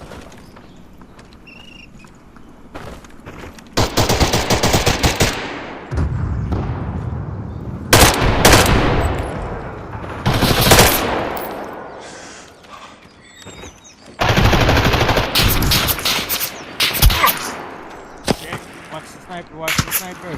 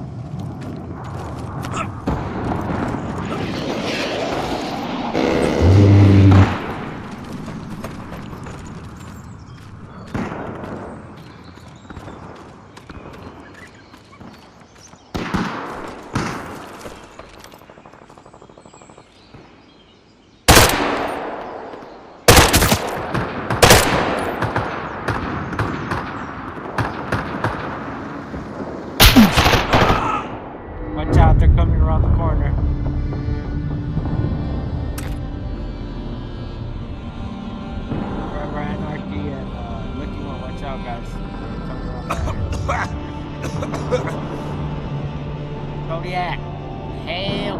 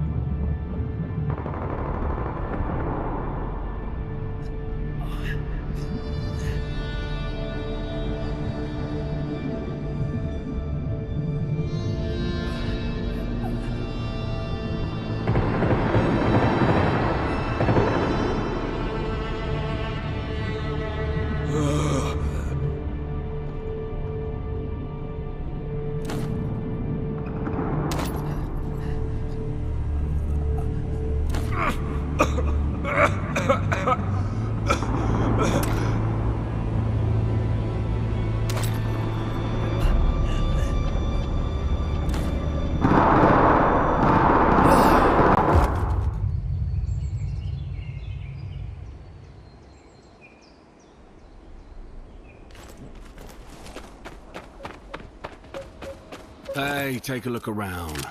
Make the most of the discount while you've got it.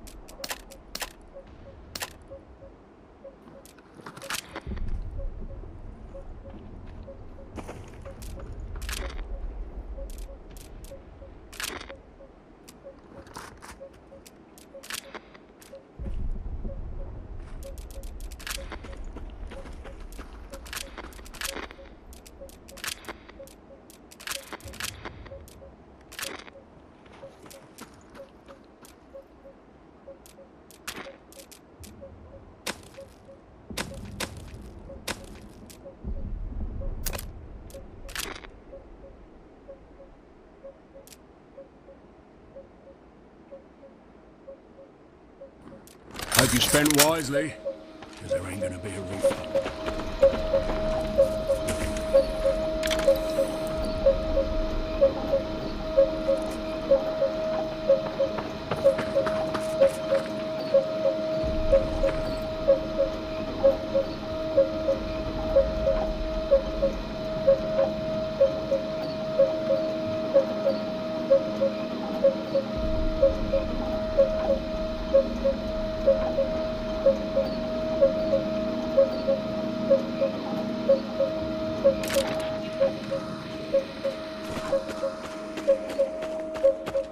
Yo, somebody has a car right here.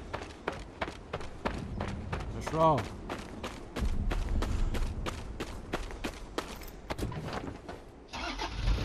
Yo. Let's go. Come on. Get your gear and let's roll.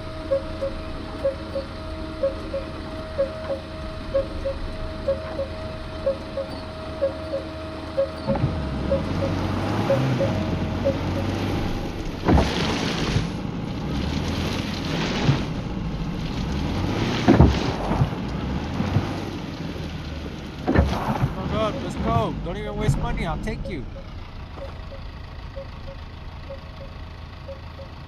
That's the greedy talking. You can hear it. Anybody else? Yeah, One second. Let's go. You're full. You're full. Rip it up.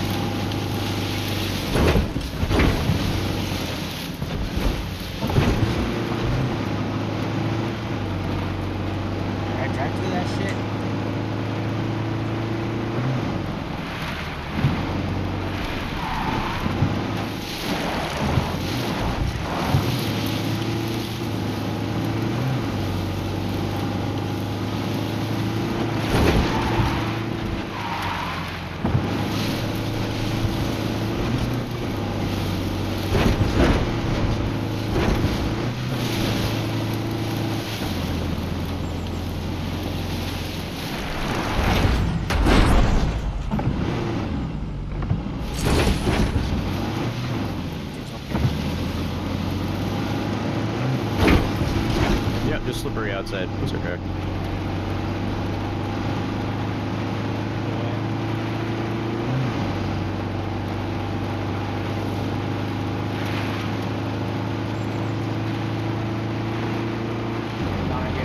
Right in the middle or now switch?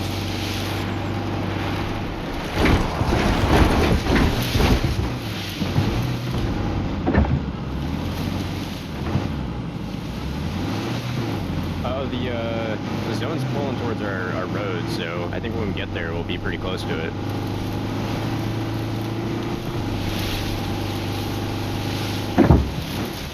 Well, maybe not.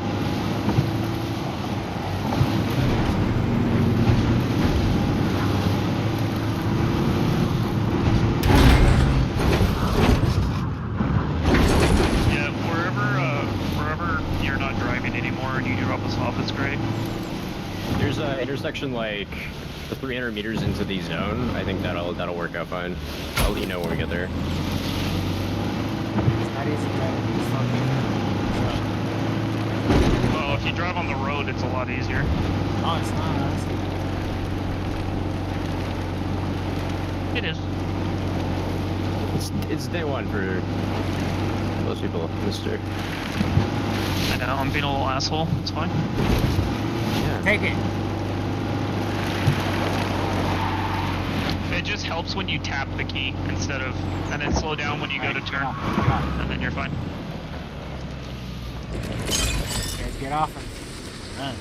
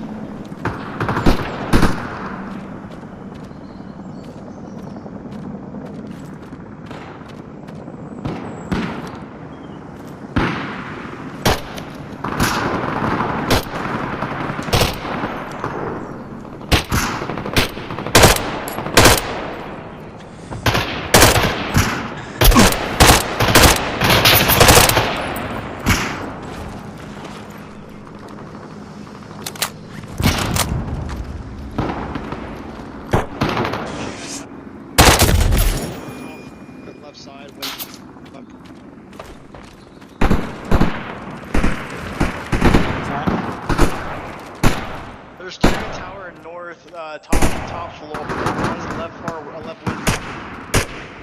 Just call him. Another one's on the right.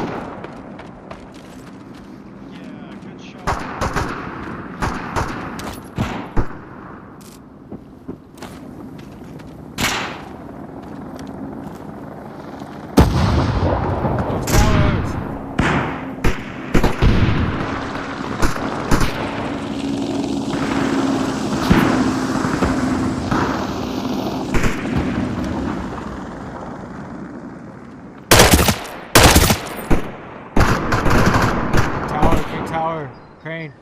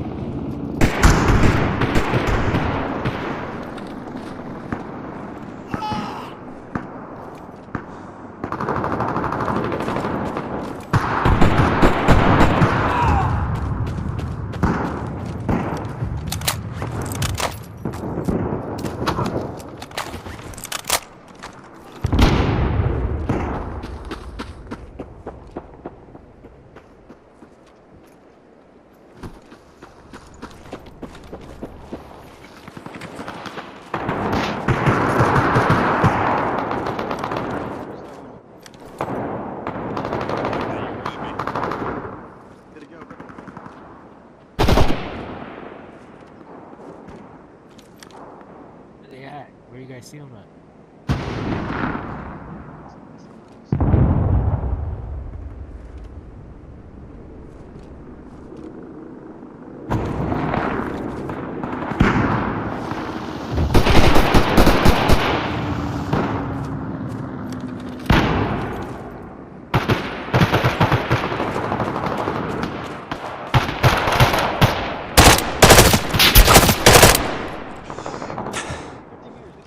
Behind the tank, behind the tank.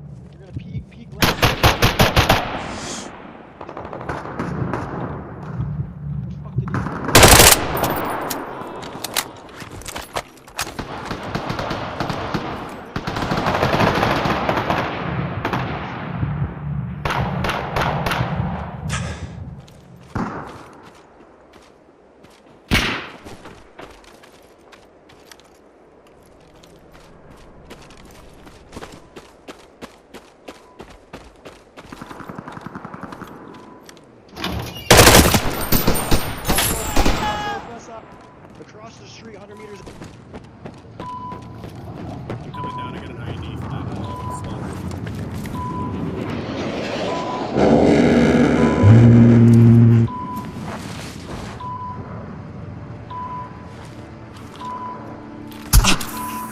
Shit! Watch out, there's a sniper.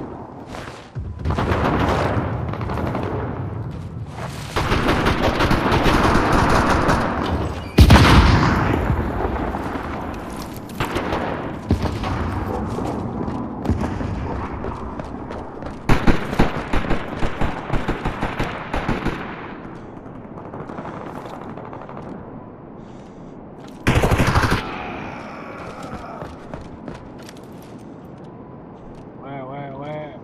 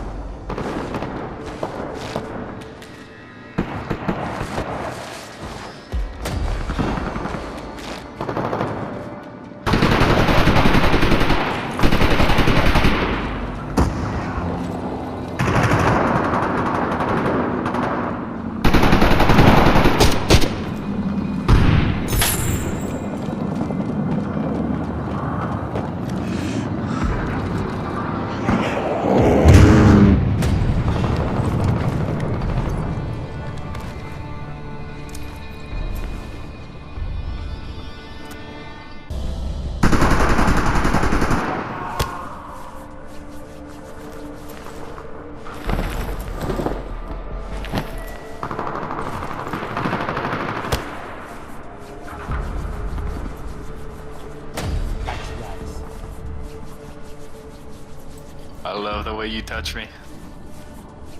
Like that rub.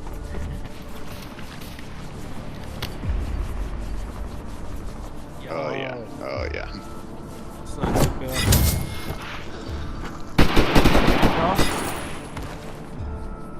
Appreciate that. Thanks, man. Love you long time.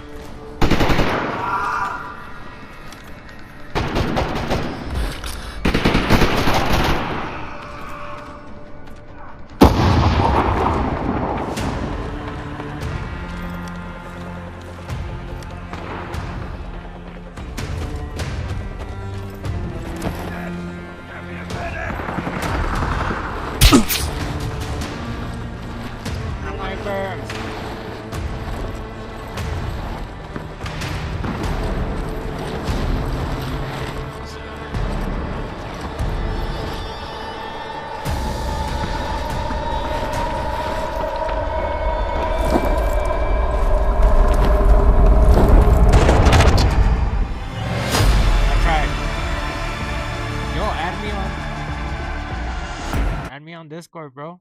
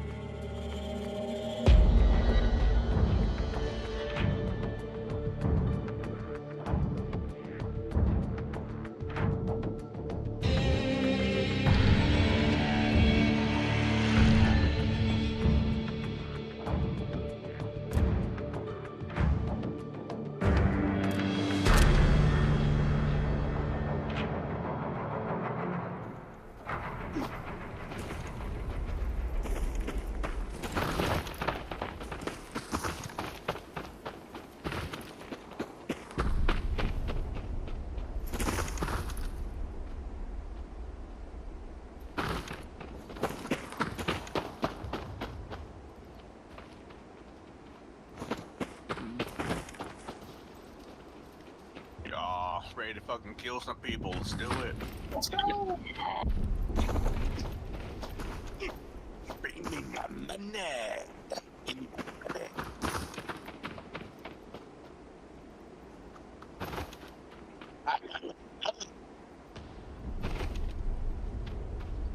They gotta have a loadout. They gotta have a loadout.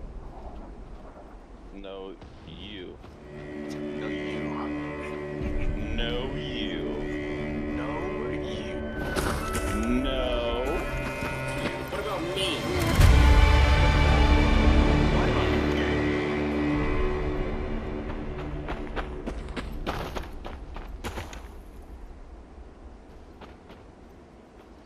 Anyone tried the shotgun? Somebody killed me with it from hella far. I like to hear that. Yeah, but it won't work like that for you. It sounds about right. Yeah. No, guys, I can't go anywhere.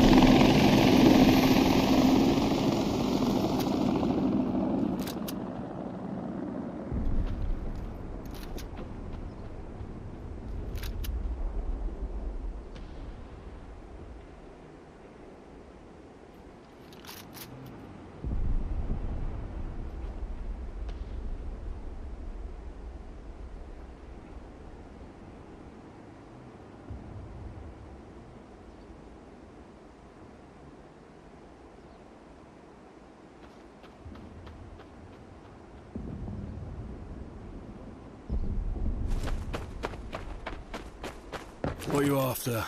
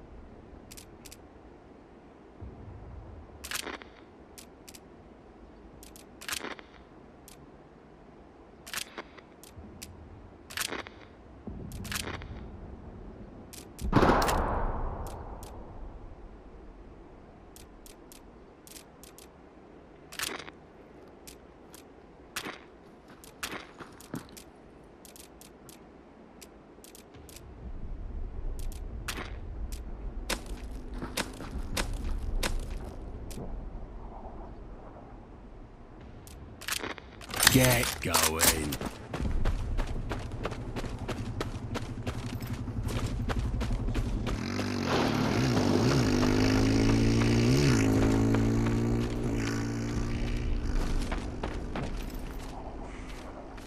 Hey, chopper.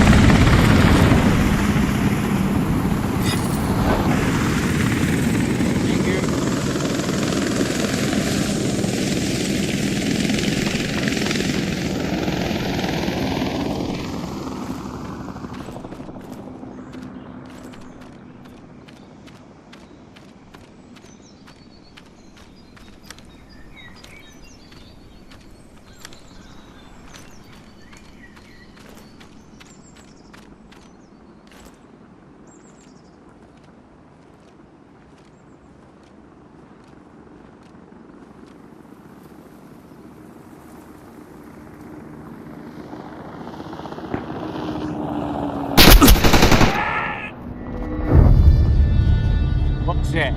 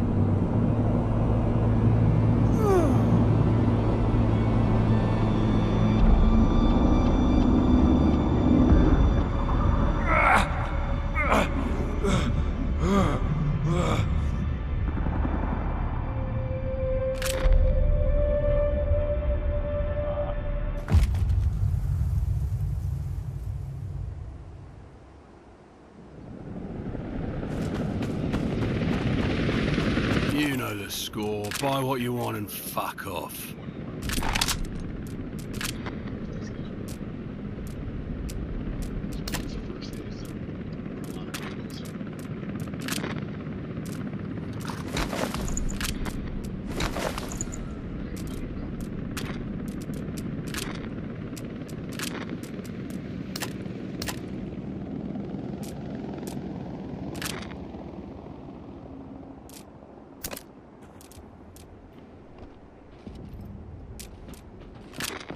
See you around. So what's it gonna be?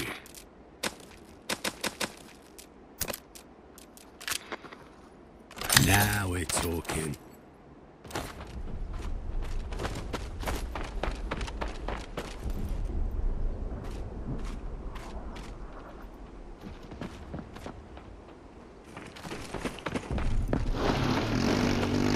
Catch her out with you.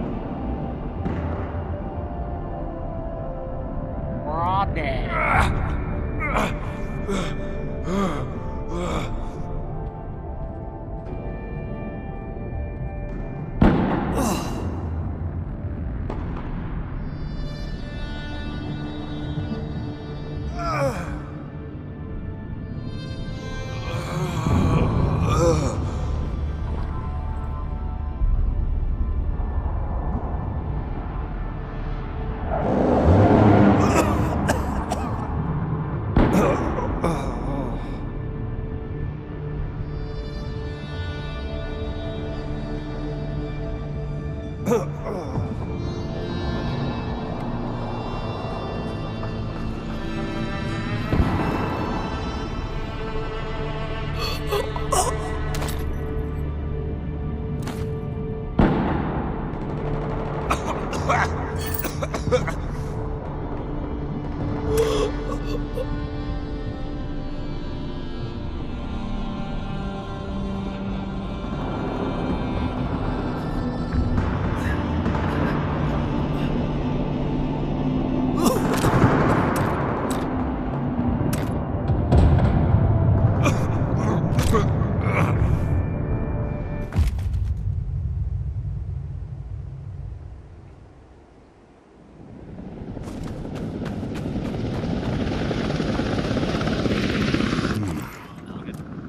not found what you're after yet?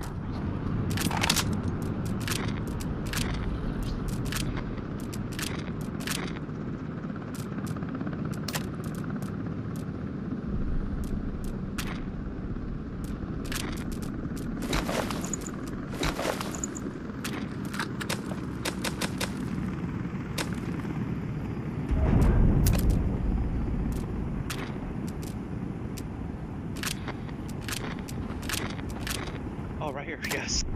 Thank you. No problem. Looks like everybody else isn't moving. What? No, you're cooking on gas now. Looking for one more.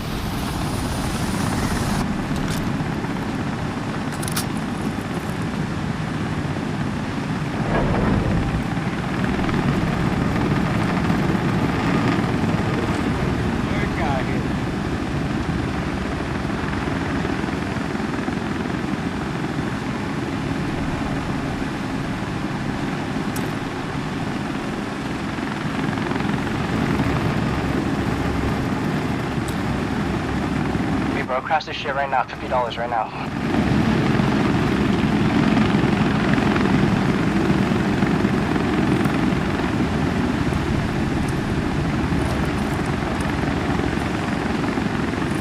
Oh. Fine. 100. Yeah, I make a lot. It's like, Fine. 150. Alright, fine. 300, max offer.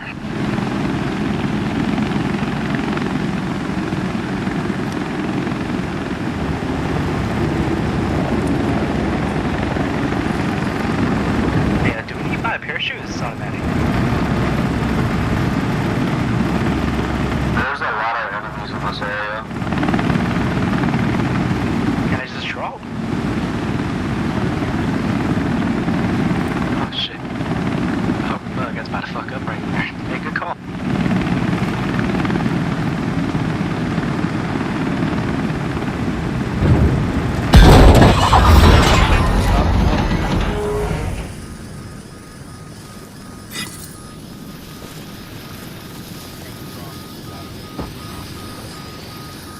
Hey, just for you, $15 and $15 in your pocket. In your pocket.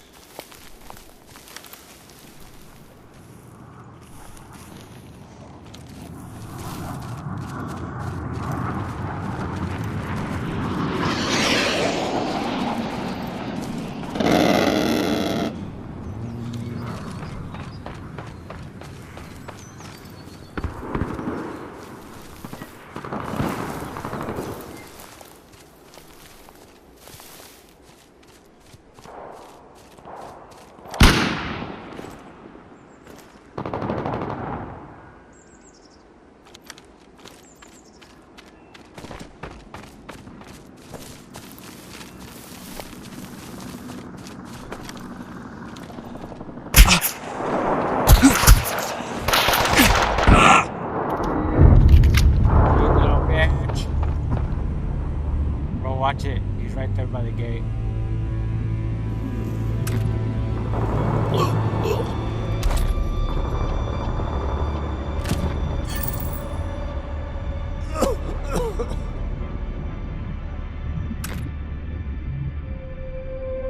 Thanks. You can help your brother out.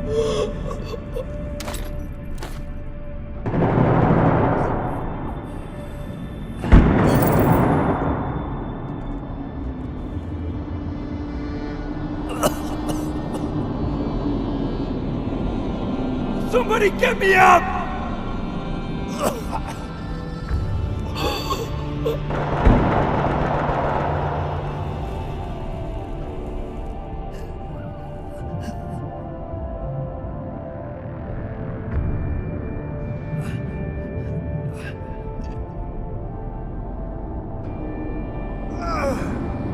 Thanks. No, somebody.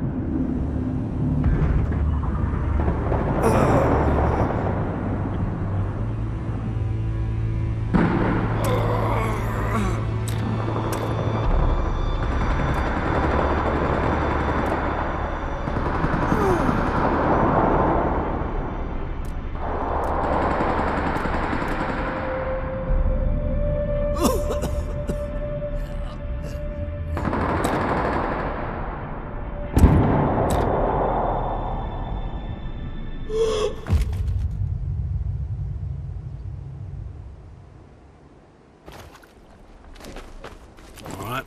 What do you need?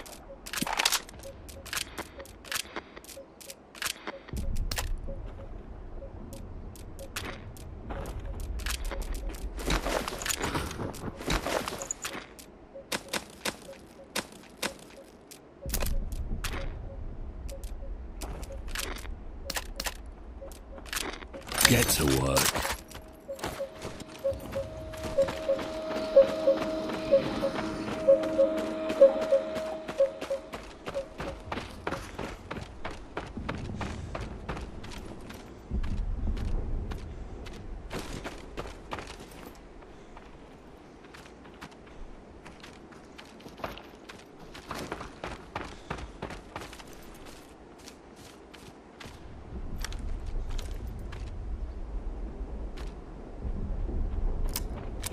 Had to get another wrench that runs out.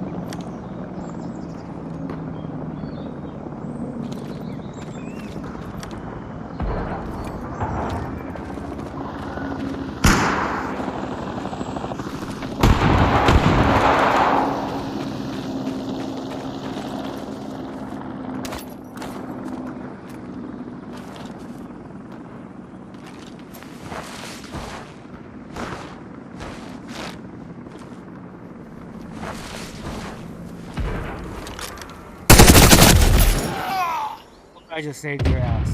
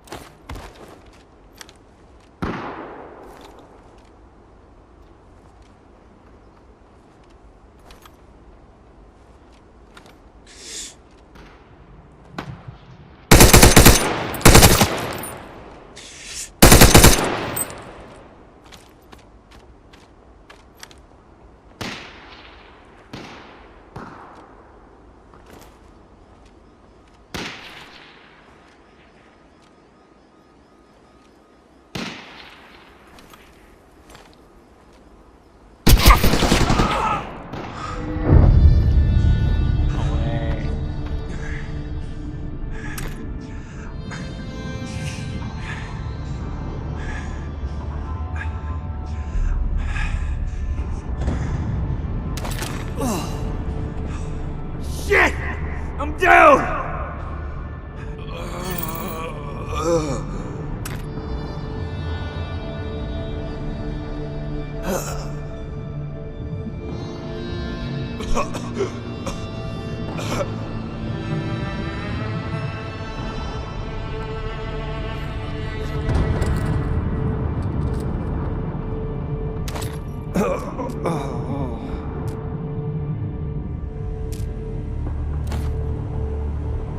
Revive!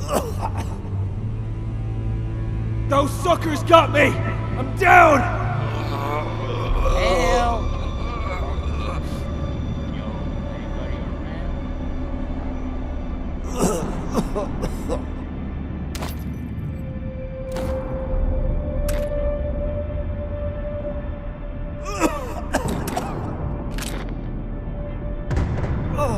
Gotta give up, gotta give up.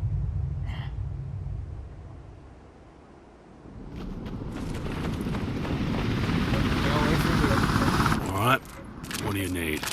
You.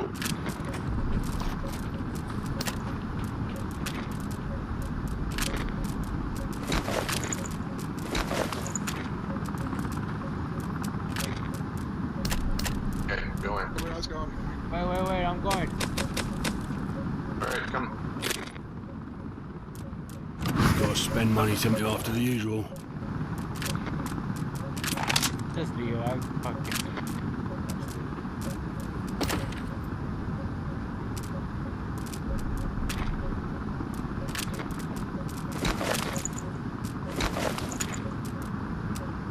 Bye, guys.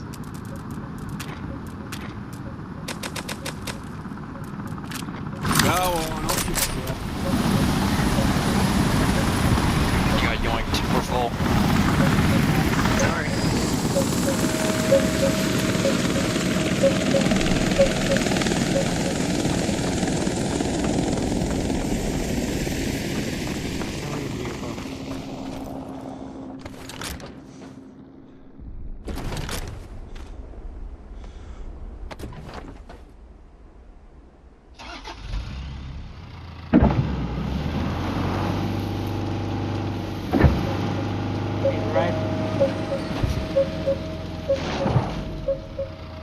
Hey.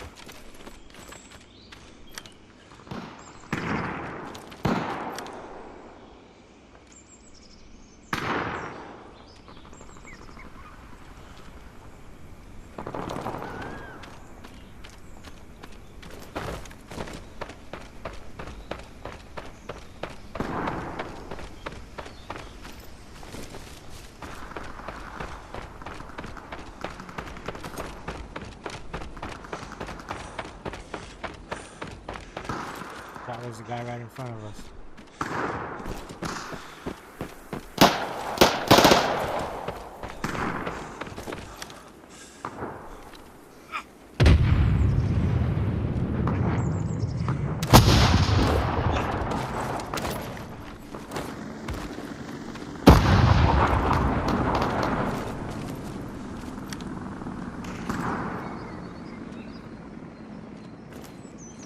Need some loot.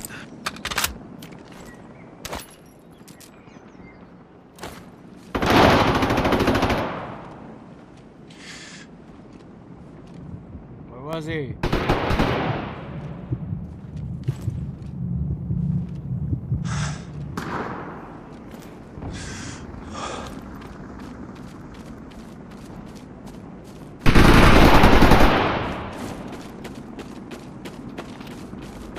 Good job, good job.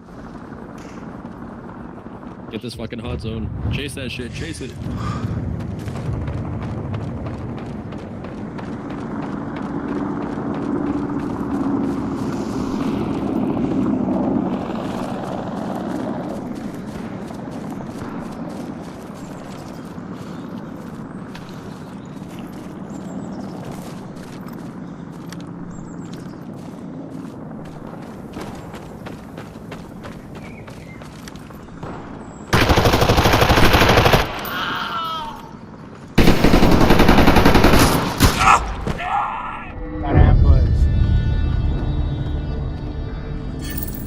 I'm fucking bleeding out over here!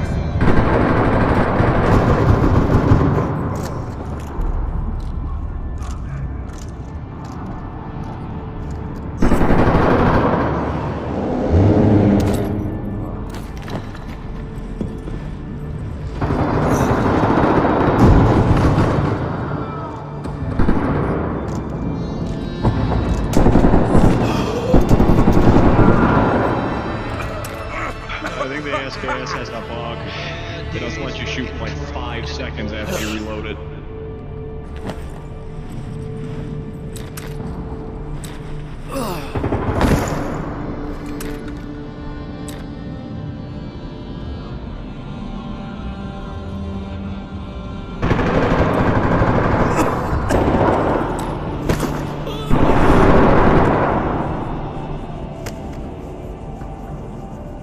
Thank you, squad father. Let's go. What's up, y'all?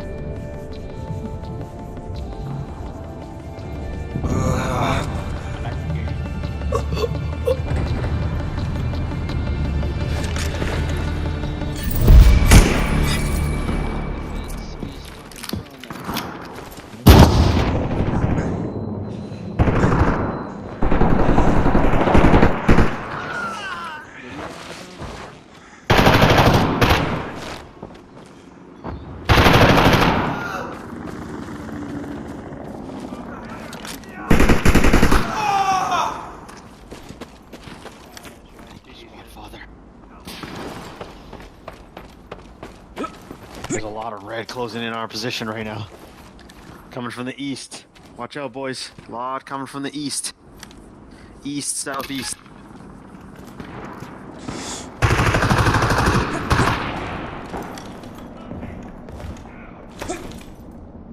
Fuck, I don't have any heals.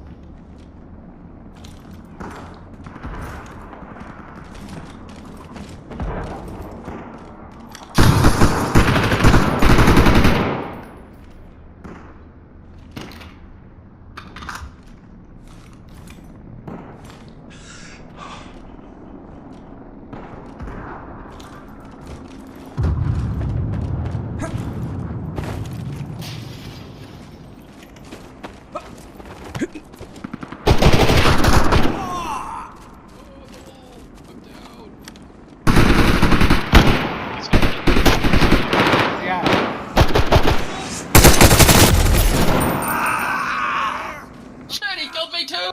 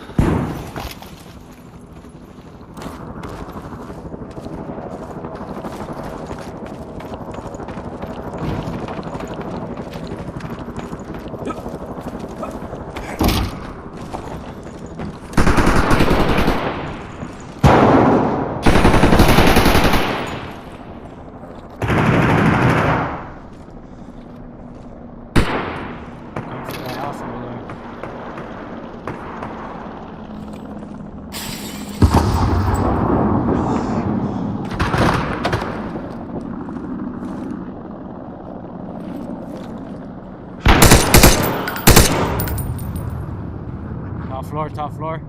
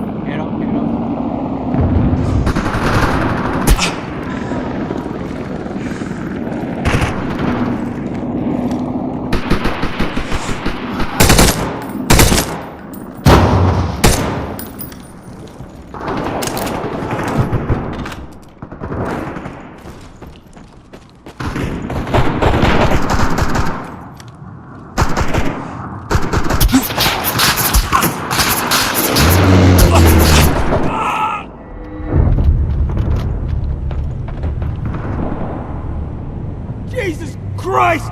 Somebody get me up!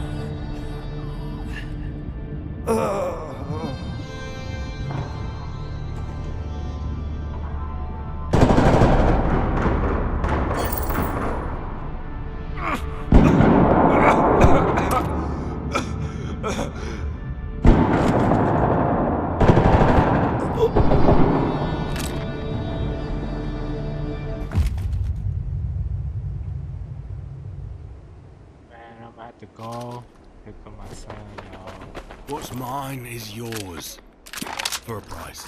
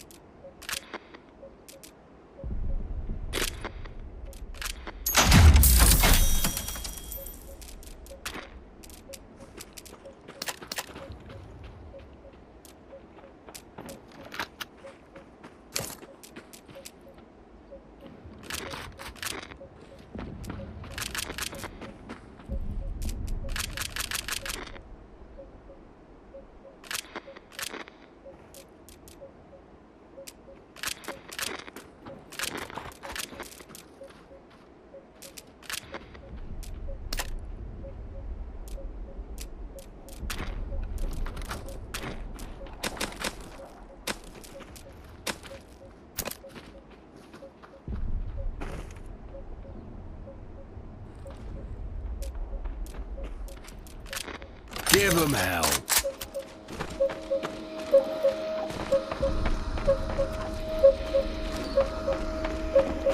Welcome back.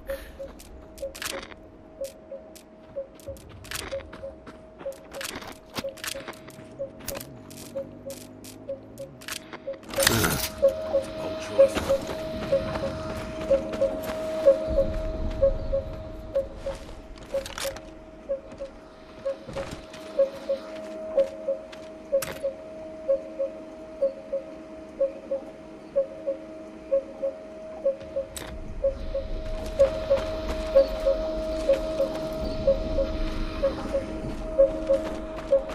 Look what the cat dragged in.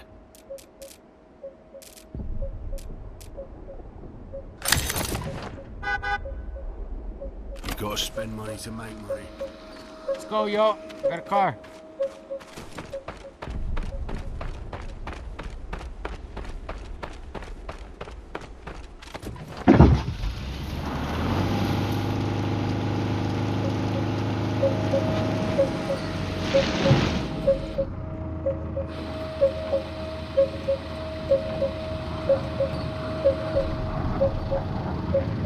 Catch a ride?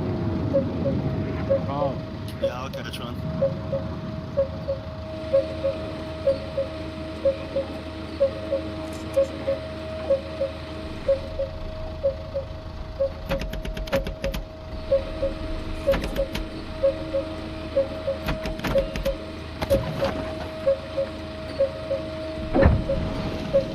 There you go.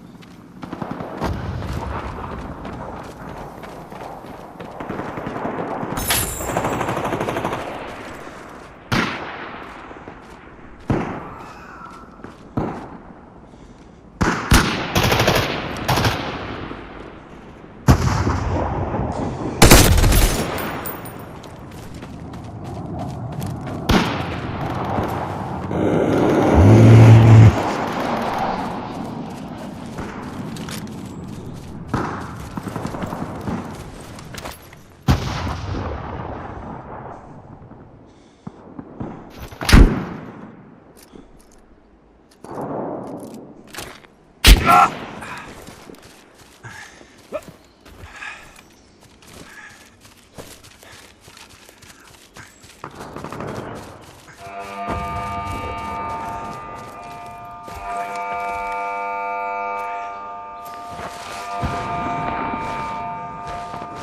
it, there's a guy shooting at me.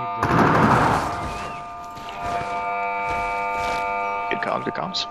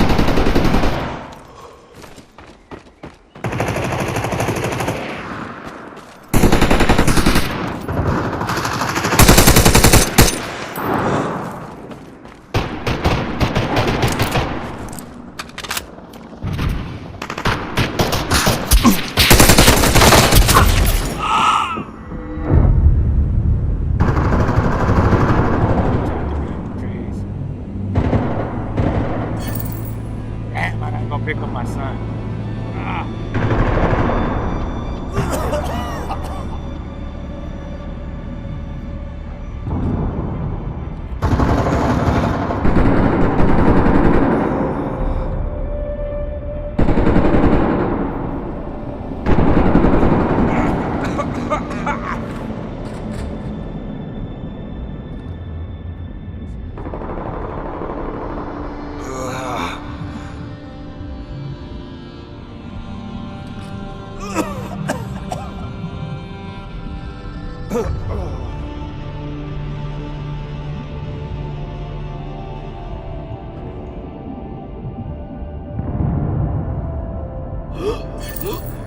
I'm down! I'm fucking down!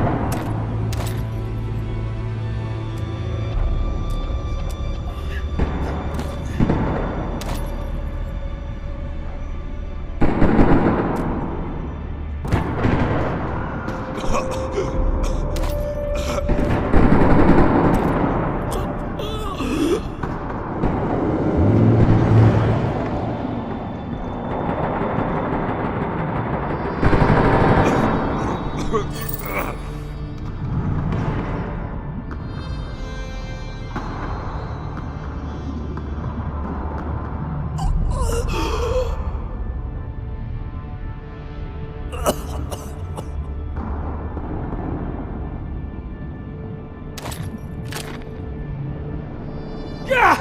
I need help over here!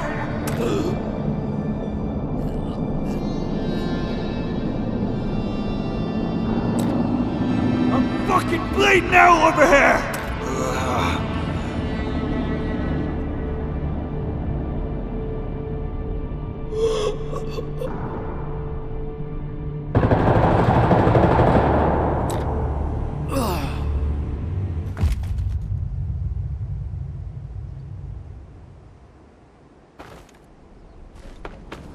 Favorite customer.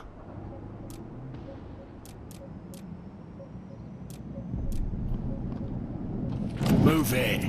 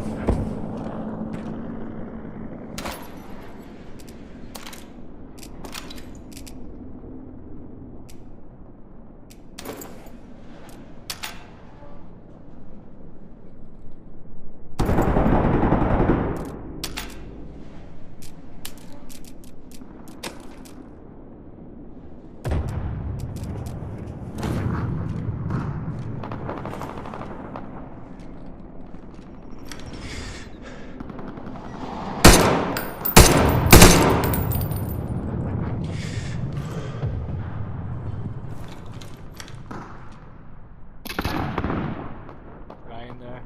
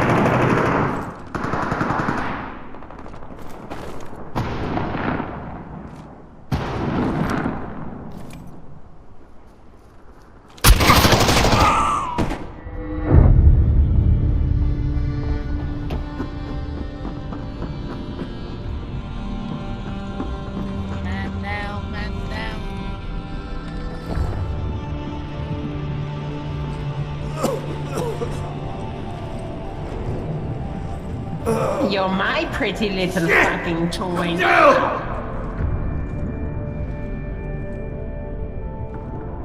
Yes, take off thine pantaloons. Ooh.